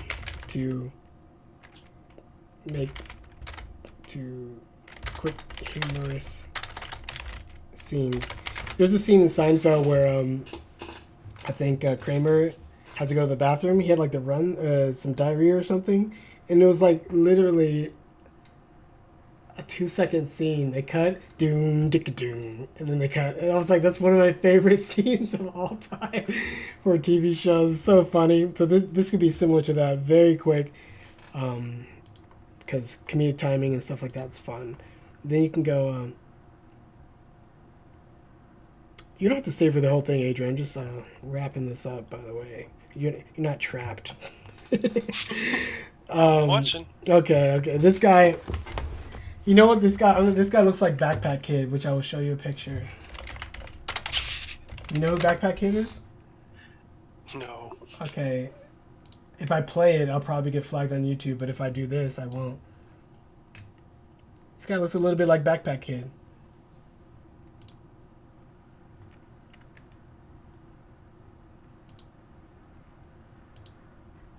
A little? What do you think? I mean, he looks like him grown up / Yeah. He has the same he has like the same expression. That's why he looks like Backpack. Okay, that's fun. Anyway, back to work. Painting of the guy who hasn't painted in years, painting the guy who painted the girl who painted the guy who painted the girl who painted the other guy. That could be the meme too, like just describing the depth of the recursion is already filled with repetition, and people love repetition. Just saying the same thing over and over makes people laugh.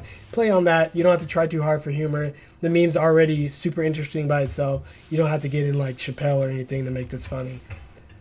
But Key and Peele, I'll take him. No, okay, so this guy, name the movie. So here's what's interesting is all the other people painted. This is the first guy who didn't paint on the medium. So what we can do is this is theme and variations. What it's all about. I had you suck. No. iPad. I mean, I don't need to be clever. This is just a code name. iPad. Pedestrian. Oh, let's do it. I was gonna actually put him in a classroom setting. So like all the scenes we have are like in people's homes. Let's see. Come hither, dude. We'd imagine it's in a home. Photographer is in her home. Catman dude's in a home. Next guy.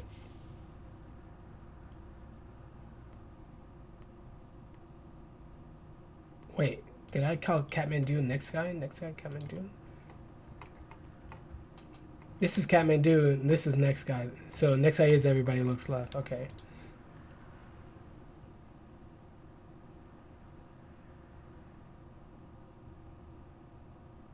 Okay.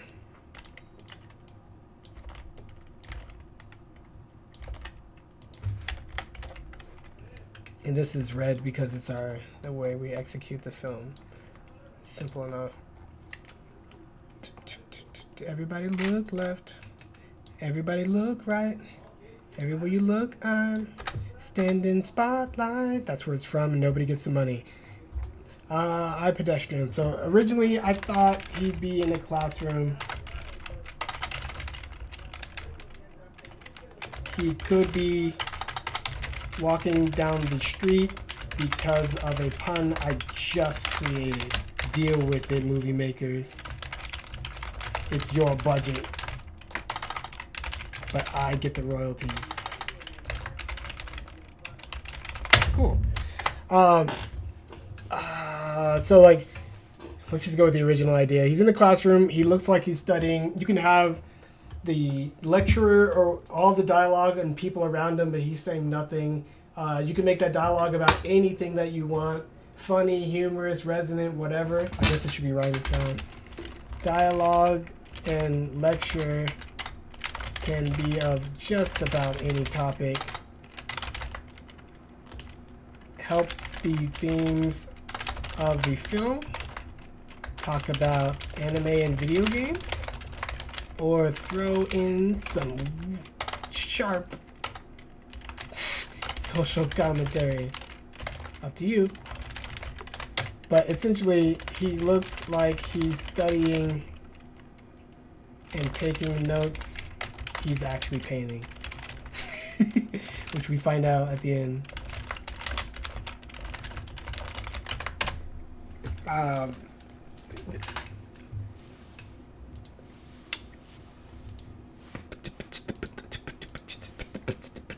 And this is where we branch into multiple timelines, which is not important, but you can just like rapid fire this stuff.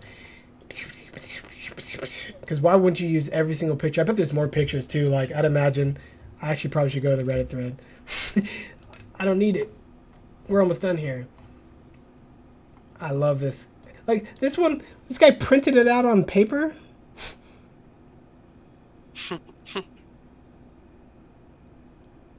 I love the simplicity here. It reminds me of A Snowy Day, which I will show you guys. His face, it looks like the NPC meme.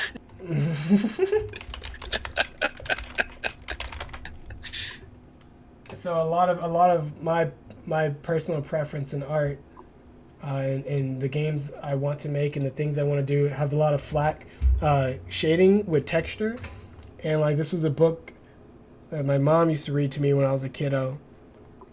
Back when we didn't even have snow in Texas, but now we have some snow. So flat colors in this face, like look at that face. This is the prime original, so they redid this. This is the original art. And this is people being inspired by the art. Cool. That's what that reminds me of. Maybe it's the red, maybe it's the slightly brown skin.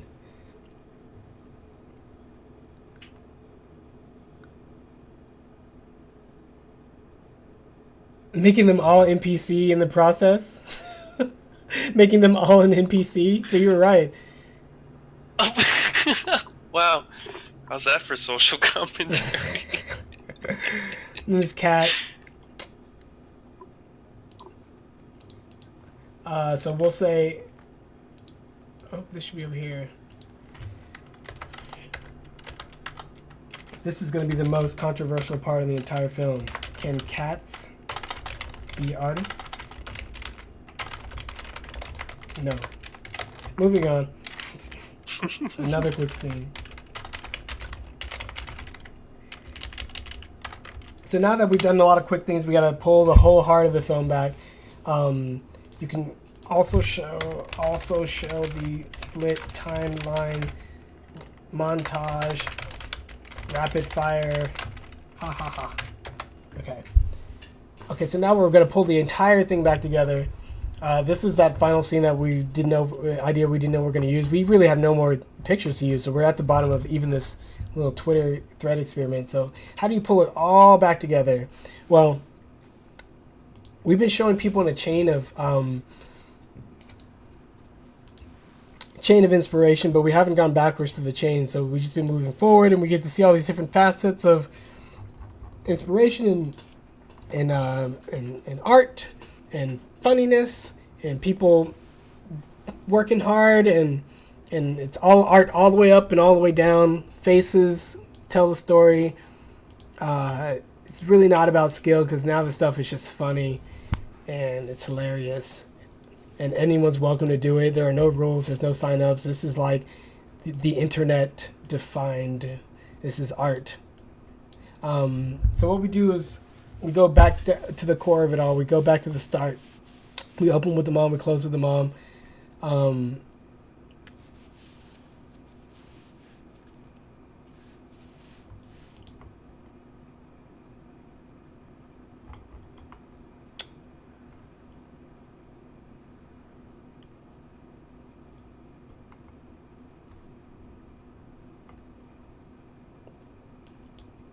By presenting it to the world. Damn. I think we hit everything.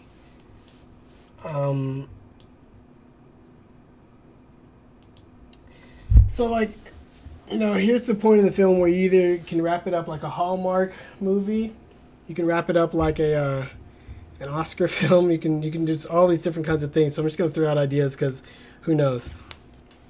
If you want to just really do some gut-wrenching stuff,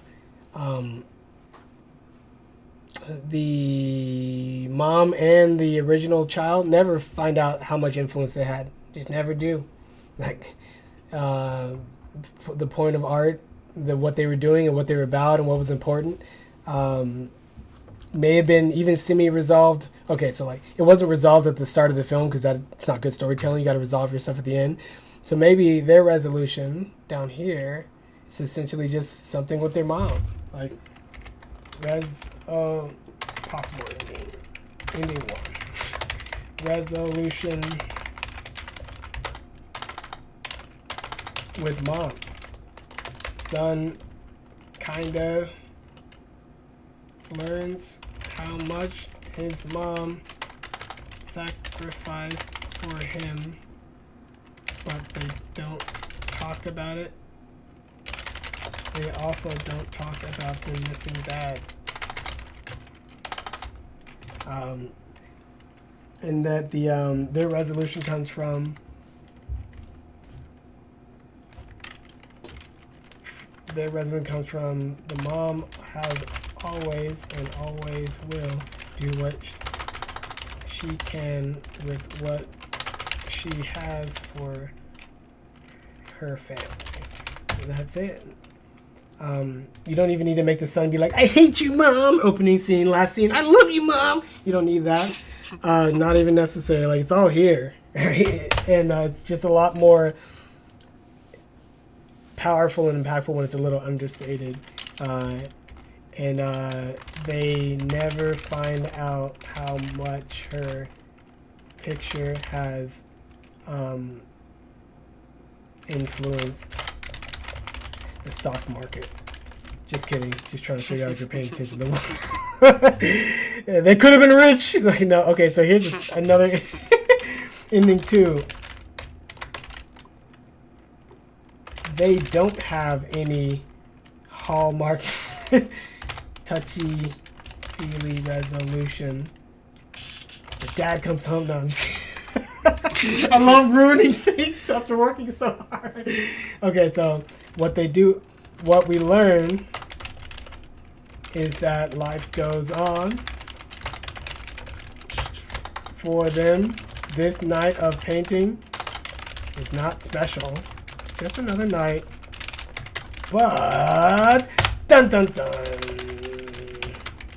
We close on a scene of some kind of newspaper clipping. You know why a newspaper is important here?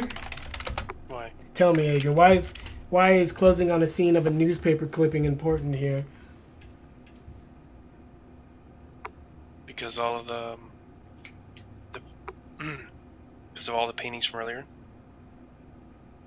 Why would a newspaper here be more important than closing on like an email?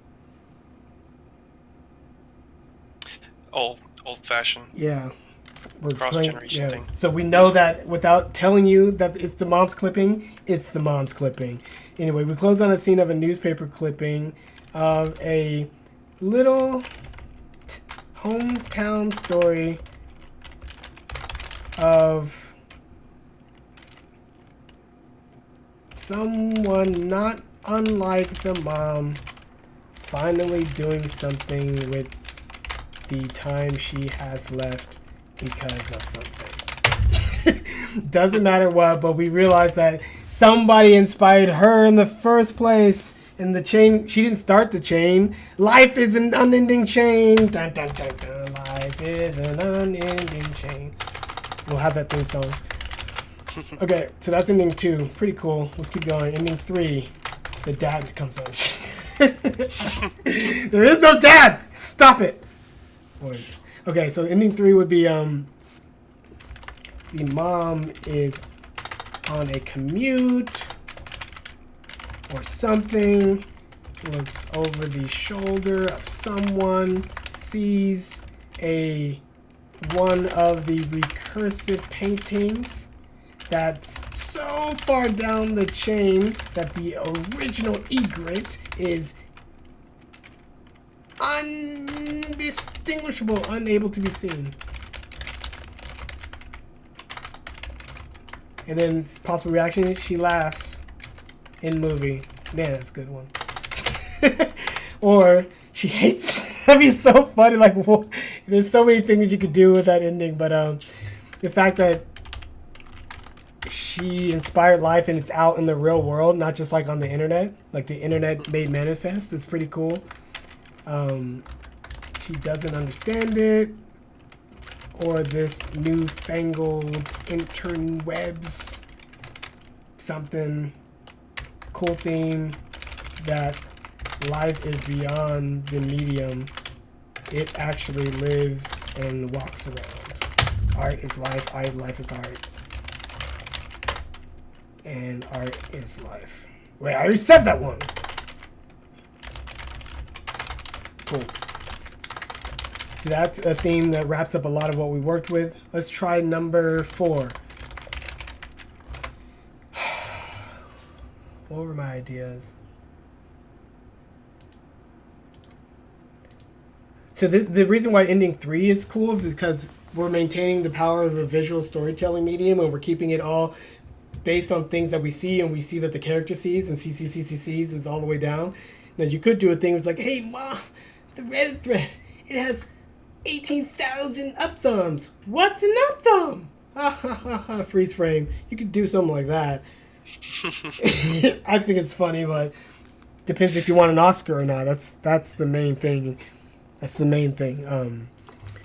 3 and we gotta get a 4th. What? So like, let's just think of what happened. Oh, got it. The dad comes home. The dad comes home. Why not? Ending 5.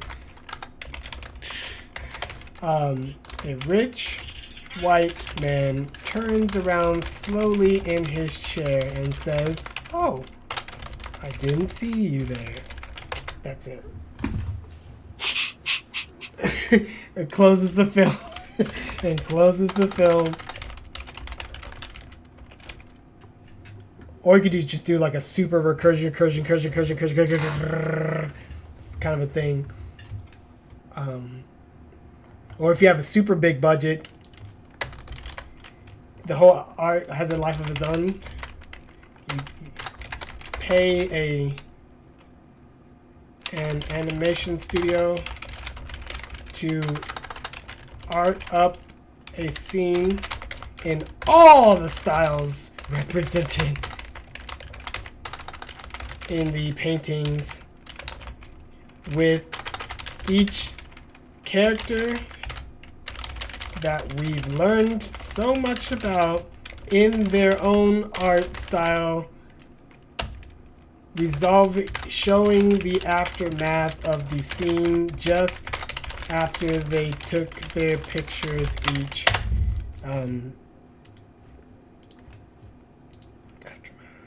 Or not have it in the animation, or be a loser and not animate it.